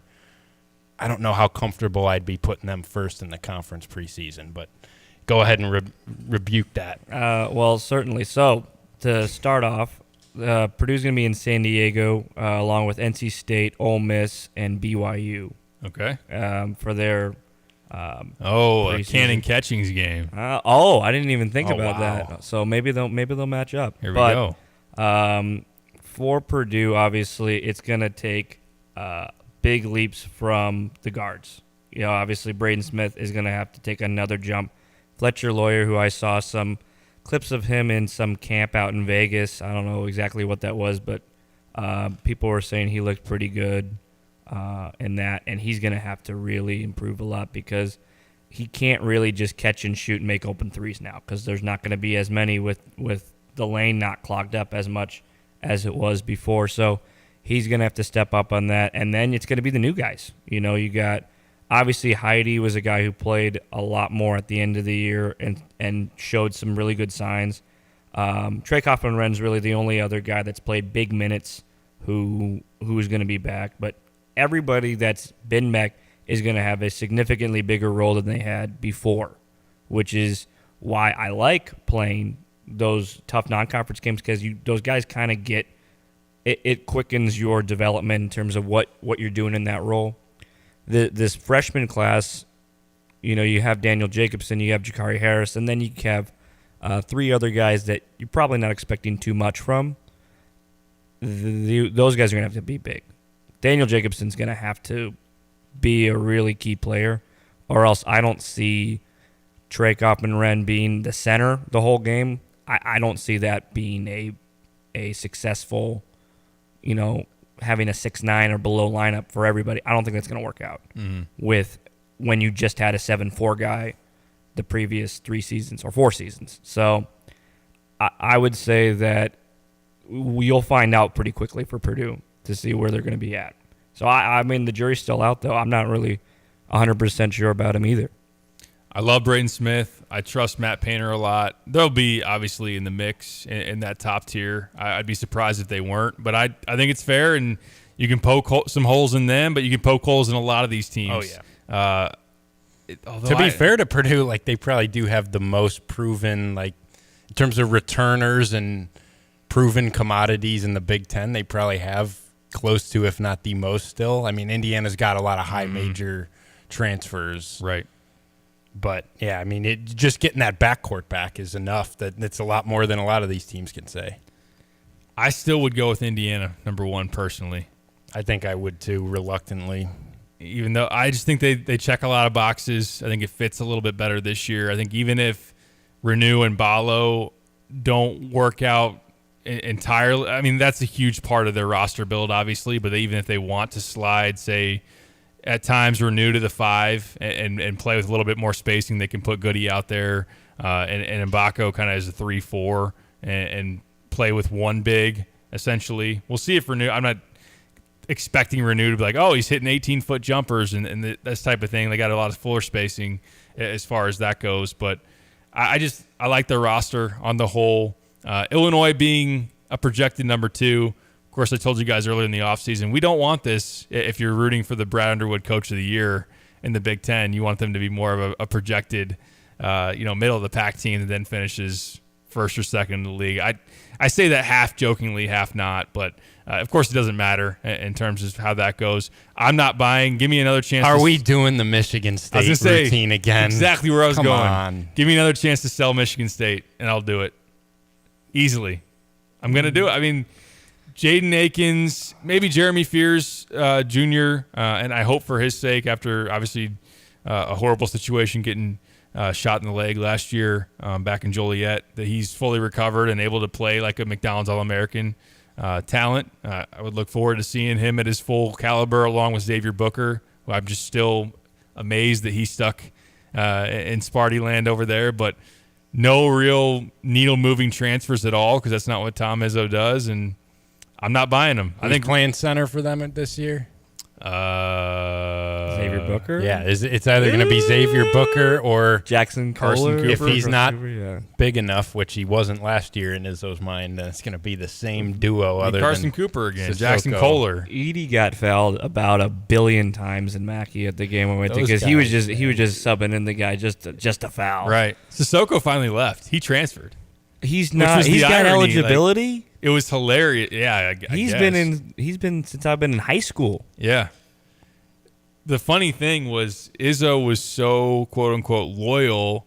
He wasn't going to hit the portal because he wanted to give Sissoko and others a chance, and then Sissoko ends up stinking and then transferring. So he's at Cal for his 5th year. Wow. He's still playing at the high major level somehow.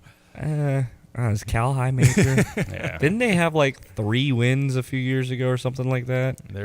Yeah. I remember everyone was talking about them in Louisville 2 seasons ago were really bad. Terrible. They're in the ACC now? Is that right? Oh, yeah. That'll be Bingo. fun. Yeah. Hey, we're going to have our 10th cross-country flight of the season. Thank you. And it's a Tuesday night, and I got a paper due. Uh-huh. Right. Rutgers, I know I can't wait to watch them. I can't wait I've to watch never them. said that about a Rutgers team before, but I am excited to see what Rutgers looks like with those two stud freshmen. It just seems like they're so – those two and Jeremiah Williams, admittedly I don't know much of anything about their squad outside of that, and their big man situation's very suspect now that Cliff Amore's gone. And how are you going to adjust if you're Steve Pikiell in terms of playing style? A team that's been about a balanced scoring attack, defense first, one of the better defensive teams in the conference. That's not really going to be your identity with two prolific scoring, talented freshmen. You're going to have to change a lot of things. You're going to have to improve your offensive system. Right. To put those guys in a position to have success. It's just a weird fit. Yep. For two 5-star lottery pick freshmen to go to.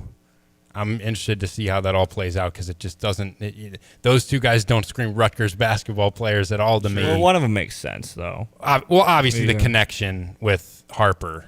Yeah. It's just, will that system, will Steve Pikiell be able to adjust enough, or will he kind of stay where he is, and are those guys going to fit into that Rutgers mold? I'm interested to see how that plays out. Will they still be like that bare knuckles brawl team? So I was getting at. I just don't think you can do that. I don't think so either. I think you have to adapt to that, or else you're limiting your ceiling. Yeah. Of what you can be. When you have talent like that, you got to play around it. That's a rare for anybody, but especially for a team like Rutgers, that's rare to get that sort of group together. They have started to play faster, not to make this like a whole Rutgers breakdown. They started to play in transition more. Like when they had Baker and Jacob Young, who the transfer from Texas, even last year, even though their guards stunk, but they tried to run in transition more, play with more tempo. They get bogged down a lot in the half court, or have in the past. Maybe Ace Bailey's and Dylan Harper's abilities can change that. But I think if they can maybe be we'll see what their defensive capabilities are, but to try to run and gun a little bit more, if Pikiell will let them do that. I think this will be a great display of, I think Pikiell's done a fantastic job culture-wise, defense-wise, getting the most out of the rosters that he's had for the most part here recently. Now is kind of more of that offensive side, like you guys were mentioning, of can he tap into just these very, very talented, high-end, thought to be lottery pick freshmen. One more before I move on. Below Indiana, the next two teams you see, rivals in Ohio State and Michigan, 33, 34. Jake Diebler's first year, Dusty May's first year. If you had to buy one of those teams, which one would you land on? Well, you know what I'm going to say. I'm buying into the Wolverines here. I mean, it's been as going from being a lifelong Michigan fan to now being my secondary team. It's been kind of odd not really being excited about Michigan basketball, and that's not something that I'm really used to. Growing up with John Beilein and having a lot of success there. But I think these rosters that get overhauled. In the past, I would say that that's not maybe such a good thing. You're probably going to struggle out the gate. But since kind of every team does that now, I don't think you're going to be really at much of a disadvantage. And on top of that, you got a lot of players that are familiar with May's coaching and system, so they may not be. They're in a better situation than I think a lot of these other teams that overhaul rosters. I don't think they're going to be raising any banners this year, but they'll probably be in the tournament. Which if you were to say, when he got hired, if you were to say he's going to make the tournament his first year, I would have said that's awesome.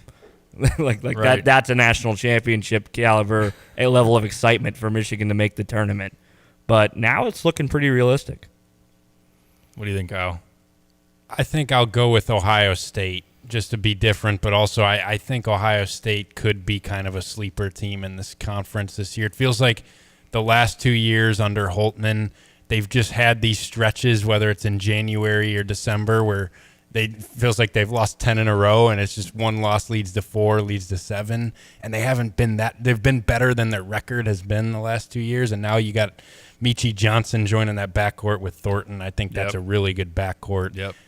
If Aaron Bradshaw can come over from Kentucky and take a sophomore leap, I think it could be a sleeper Big Ten title-ish contender, maybe in that second tier of the conference. I think Michigan will be solid as well. I think both those teams will make the tournament, but I'll go with Ohio State because I think they're kind of sneaky. If they can just avoid that 10-game skid in January this year, I think they could be solid.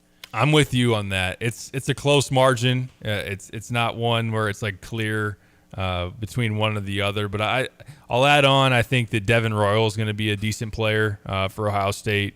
I guess Sean Stewart too is a very athletic player, transferred from Duke. Got Micah Parrish from San Diego State. Yeah, too. They've got some pieces over there, and Diebler had something cooking late in the year. Obviously able to upset Jimmy's Purdue Boilermakers, but.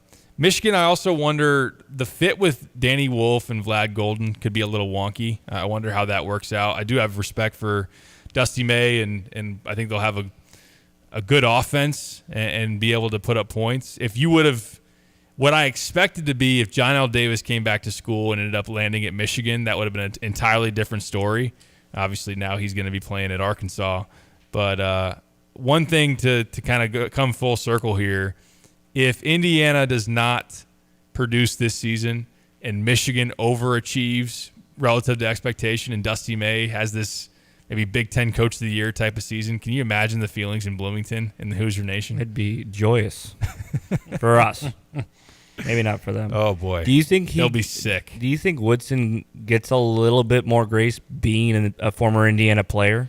I think he already has. He has, right? Because, I mean, that was the kind of the discussion around Juwan Howard for a long time is I think if you get a non-Michigan guy doing what Howard did, I don't think he would have lasted that long. He might have been 2 years shorter in terms of his tenure, at least one. At least he had the Elite Eight. Well, without his guys, really. Right. I mean, those are Beeline's guys for the most part that he did that with. I mean, obviously he put in Hunter and some of the transfers like Chondi Brown, but like Franz Wagner, that's a benefactor of Mo Wagner, who's a Beeline guy. Livers is a Beeline guy. Eli Brooks is a Beeline guy. So I would say that I don't give, and it was COVID year, and so that he's got one kind of out of the blue year and then surrounded by mediocrity, I would probably not give him a whole lot of weight for that. Yeah. Chondi Brown, that's an Illinois offseason Hall of Famer, isn't it? Yep. Chondi Brown was one that Illinois wanted, but then, Terrence Shannon was one that Michigan thought they had in the bag. See, there you go. It all evens out. Also, Caleb Love was a Michigan. Yeah, I've seen some. Yikes. I saw the Photoshop pictures of him in a Wolverine jersey. He committed. Yeah. That was real for a bit there. That was wild. That was kind of the first sprout up of Trilly Donovan, right? One of the first memories of that account now on Twitter, which I'll keep saying, where he said there's rumors of Caleb Love opening up his recruitment or decommitting or whatnot, and Caleb Love quote tweets him and says, "I don't know where this is coming from. Like this is not true." And then like a couple weeks later, Caleb Love decommits because he can't get in through admission. So. Yeah. Anyways, that's your college hoops talk for the day. Real quick on the Woodson thing, though. Yeah. It is very apparent to me how badly everybody around Bloomington wants him to succeed. Like there is that to an alum more so than just any other coach. Like it feels like whether it's the NIL support that they've gotten, whether it's just the fan base that I've seen, where it feels like a lot of times if you're in the situation what Indiana was in last year where you miss a tournament with that team, the pitchforks are out for a guy, and instead it feels like, no, we want to see this out with Woody, and I think it just feels like there's overwhelming support for a guy that really has underachieved so far, and it does feel like they've put in a lot of resources to make it work for him this year and to allow him to get as much talent as possible. So I feel like there's something to that with the alum, where it just feels like you naturally have way more support, and there's naturally just that we badly, badly want this to work. Let's do everything we can to try and get this to work, and if it still doesn't, then we have no choice. We saw it with Scott Frost. There you go. Great comparison. Right? So every year the hype was Nebraska football is finally back this year. Scott Frost's going to figure it out. After year 5, it didn't happen. Never happened. They ended up getting rid of him mid-season. They just kept losing in such cruel ways, but kept looking competitive enough. It was They were like chasing the dragon, man. Like they were so close and they just could never figure it out. So I think that's part of the reason why he stayed a little bit longer as well. Yep. Scott Frost! There it is. That will live in infamy forever. So, all right, we're due for a break. Let's talk some baseball when we return. You got the home run derby field. Is it attractive enough for you guys as we look at that coming up next week, the All-Star game, and one more week until that break coming up, the old Summer Classic. So we'll talk about that coming up next. This is The Drive. Ow! A spring just hit me! Mom, the couch is broken again. It's about time we get rid of that clunky couch and look into buying a new one. What about Two Men in a Junk Truck? Their professional moving team does a great job assisting with downsizing, home renovations, and clearing out old items you need hauled away. Wow, it sounds like it'll make much more space in this house once the couch is hauled away. I just pulled it up on my phone. You can schedule an appointment online at twomeninajunktruck.com. PDR Automotive has now been serving the Champaign-Urbana area for over 50 years. To give you some perspective, 50 years ago ended the U.S. involvement in the Vietnam War, and it was when Secretariat won the Triple Crown. So what does that mean for you and your vehicle? Whether you need a carburetor overhauled or your new vehicle computer system diagnosed or programmed, PDR Automotive has the experienced, knowledgeable staff that can handle all your automotive needs. Online at pdrauto.com, they are what's best for your truck or car. They are PDR. Does your bank keep rewards just out of reach? Hi, this is Ryan Heiser, President and CEO of Fisher National Bank. While some banks save their reward programs for a select few, here at Fisher National, we offer free rewards checking to all of our customers. We are trying to reward you for the things you do every day. Simply make 12 debit card purchases, receive a statement electronically, and have at least one direct deposit in a monthly cycle.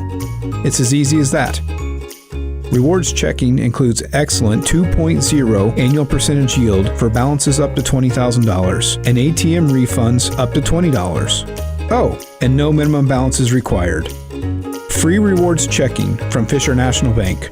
Rewards within reach and service beyond. See monthly requirements at fishernational.com or stop by one of our branches today. Our team looks forward to serving you. Fisher National Bank. Exceptional communities, exceptional people. Member FDIC.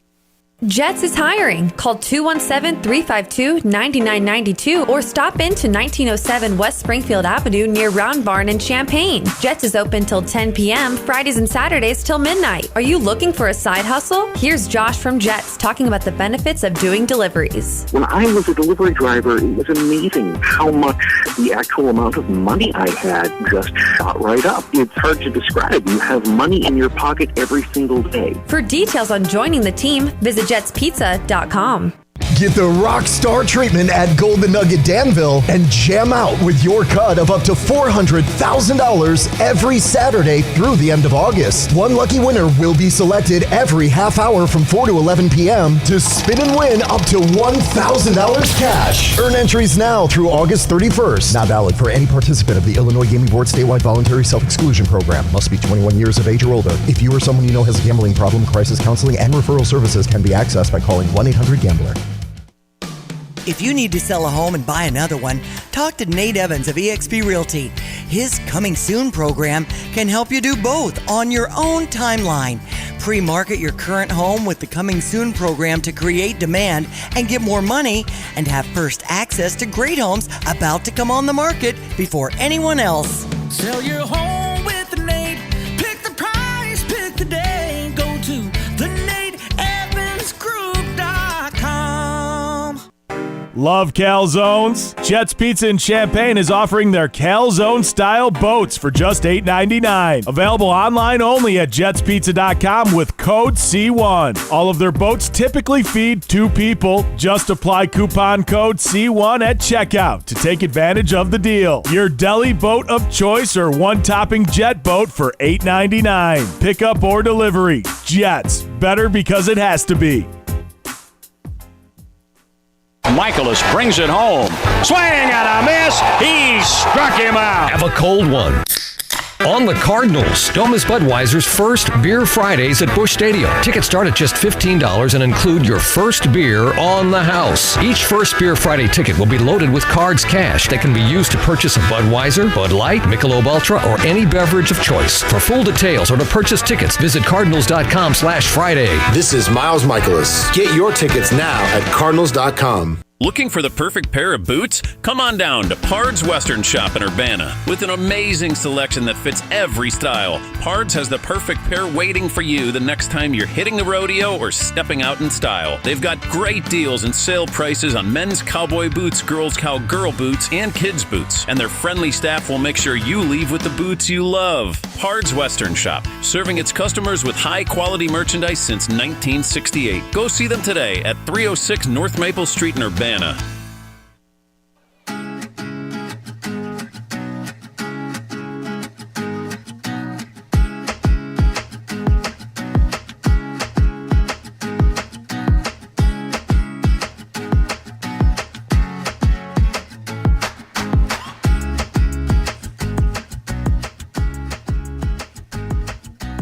Back on the drive with Sam Piper, ESPN Radio 93.5. Let's talk some baseball. We've got the home run derby field taking shape.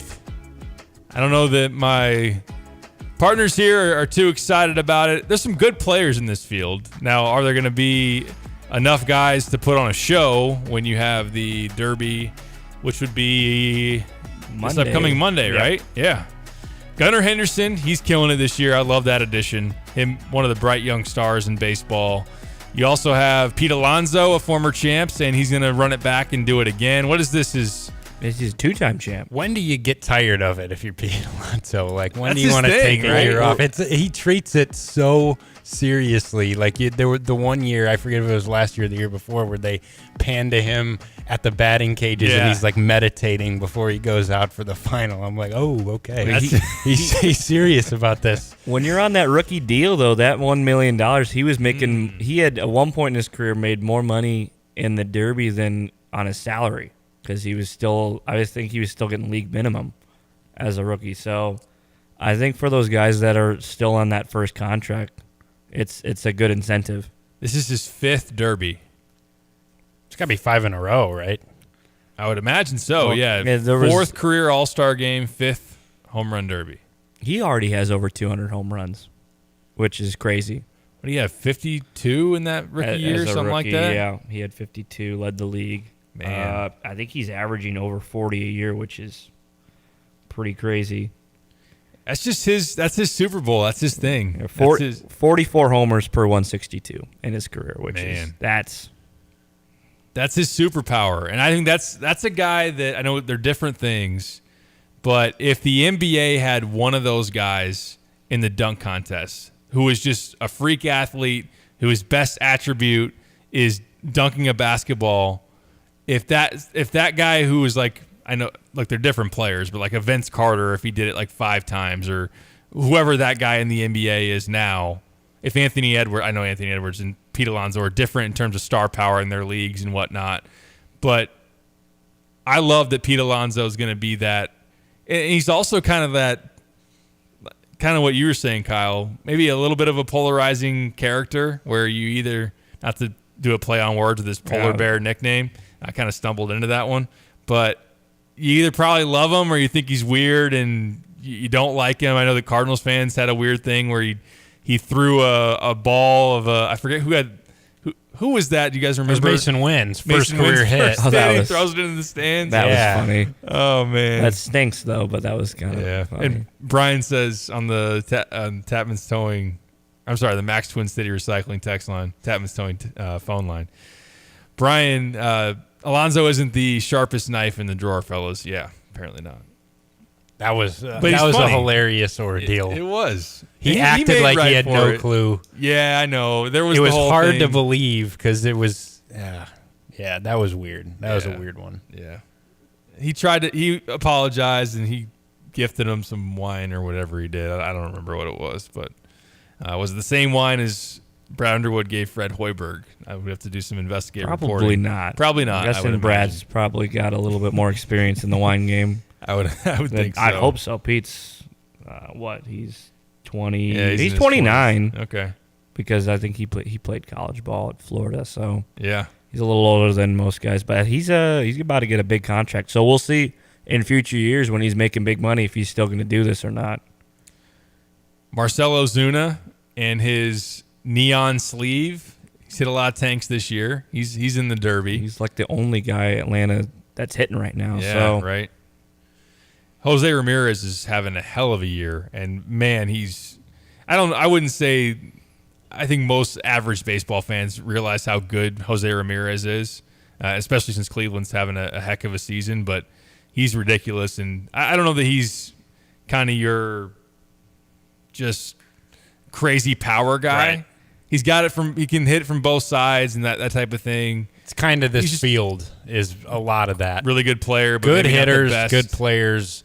But other than Alonso, and I guess you could throw Gunnar Henderson in that mix. He's got now. 27, so not a straight bomber. Could you imagine if like Ohtani did it? Yeah. Well, he did do that. I think in Coors. Did he not perform that well? Am I remembering him not having a great He got showing? bounced in the first round, despite being the 1 seed. A lot of pressure for him. Yeah, because that was his first breakout season. So, yeah, I feel like the Derby used to be a lot cooler when it was like Jose Bautista, Pujols did it. Mm-hmm. I'm blanking now. Prince Fielder. Yeah. who I think won it twice. Yeah. Like the Derby I grew up with was Robinson. Josh Hamilton had Robinson Cano was doing it every single year. And then along the line it kind of just got a little Big stale. Poppy, yeah. And maybe they were just better power hitters back then. I feel like that's not the prototypical star player anymore. I feel like speed and other attributes have gotten a little bit more credibility, I think, as the game's gone a little bit younger. But you don't see a whole lot of these just big power hitters that don't really do a whole lot else that are star players. That's fair. I do want to ask you guys, because there are some, and admittedly I'll be asking you for the info. I haven't done my reading on it. I've heard read that there's going to be some slight rule tweaks. I saw that. I didn't know exactly what they were, but I think it's the time, the length of the rounds has changed, and some other things as well. But the main tweaks will limit the number of pitches each hitter can face in each round, and they'll reconfigure the opening round of the event. I don't think it's going to be head-to-head anymore. Oh, really? I always loved that. The old format was kind of boring when guys would just sit and wait for like the perfect pitch. That was awful, yeah. And they didn't hit as many because they didn't get into a rhythm. And yeah, when you could take as many pitches as you wanted.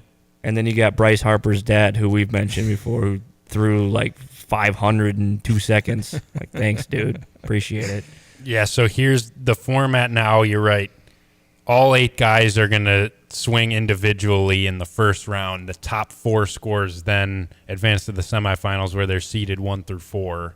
And then the Then we'll have the championship. head-to-head. And I think it says the first 2 rounds, each hitter will have 3 minutes or 40 total pitches, whichever comes first, with 1 45-second timeout. And in the finals, you only get 2 minutes or 27 pitches. I actually don't mind that.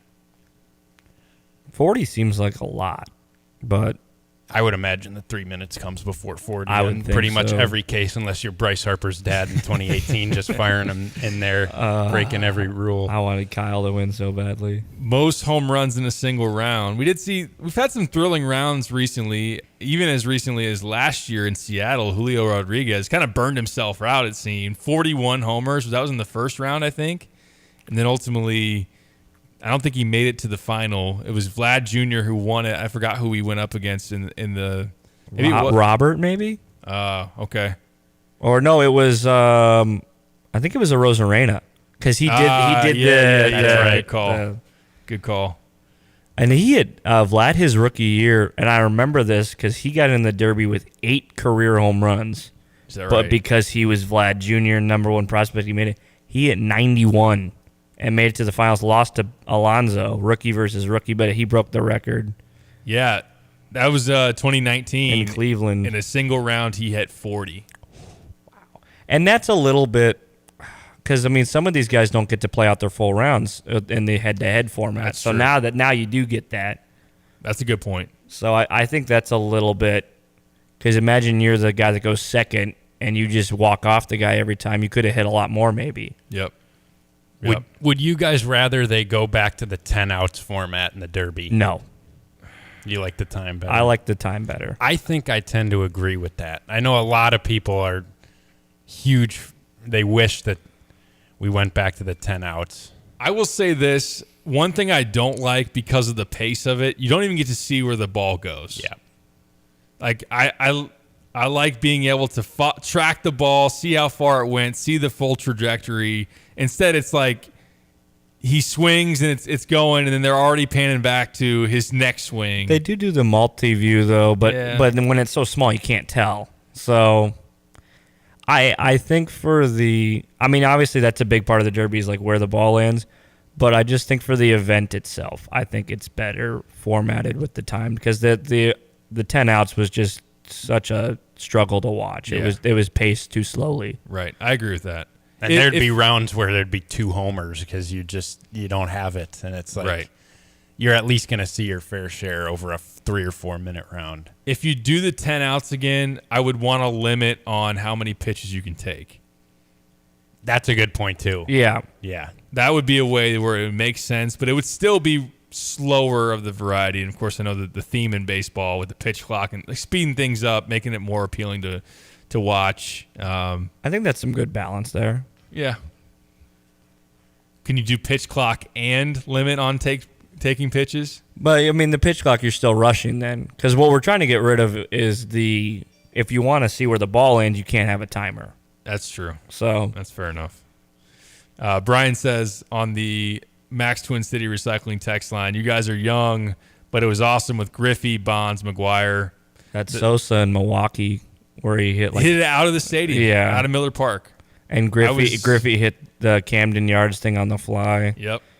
Yeah. That was cool. If you I know that Jimmy, you've been to a ton of ballparks, but I haven't gone to a game at Camden Yards, but where they have the plaques on that brick building out in right field where balls have landed, whether it be home run derby or actually in games, and they have the name of each player and where exactly it landed. That's super cool. And that was man, Griffey won it 3 times. I don't know if he didn't win it in Baltimore, but won at Three Rivers in 94, Coors in 98, and the Fenway in 99. McGuire put on a heck of a show at Fenway Park. I'm at least old enough to where that was kind of my wheelhouse of late 90s into the 2000s. So I saw some of that a little young on the front end of that Griffey run, but yeah. How did he only win 1 MVP, man? I'm pretty sure he did only win. Maybe he won 2, but I Griffey only won 1 MVP. I thought he maybe because I said he had. You're right. 97 is only MVP, and he had a 56 homer year twice, and he only won 1 of those. But that was the steroid era, man. Yeah. So, but to do that when you're clean, and everybody else isn't, or not everybody else, but a lot of people aren't, that's crazy. No doubt. One other storyline here from All-Star Week that's coming up. Paul Skeens getting in. I think he earned it. I disagree. 10 starts compared to like 18 for a lot of these other guys. I just think it's a little. You get me to like 13 or something. Mm-hmm. I mean, yeah, I'm not going to kid myself and say like if it was me out there, as a rookie who did the same thing without the hype, I wouldn't have gotten in. Or somebody who's not a super highly touted prospect, but he is balling right now. What's his ERA? It's 2.12. 2.12. He's 5-0. He struck out 78 in 59 innings. That's everybody wants to man. see it. He's a stud. It's a ratings pick to me more so than a deserving pick because I just think making half the starts of some other guys in the game is just a little too much of a disparity. Is there an obvious snub? Sonny Gray, I thought, got snubbed. Sonny could have gotten picked over Skeens. Well, because, Brian Reynolds was already picked for the Pirates, so this wasn't like the one per team thing. Like, Skeens earned it on his own. Jake Irvin of the Nationals, I know, is having a great year. Okay. Even Jared Jones, on his own team, has been balling out. So yeah, fair enough. I want to see Paul Skeens, so I love it. Yeah. Again, who doesn't want to have complain. him come in and throw 103? To 3 All-Stars? I love it for watching purposes. I just don't know if he deserved it more than he is getting that ratings. I get it. Boost. if he keeps this up, and I've brought this up before, are the Pirates, although they're very much in the playoff race, and I wonder what they're going to do at the deadline, are they going to do the Strasburg or insert example here where they kind of like limit his innings late in the season, shut him down, say, okay, this is more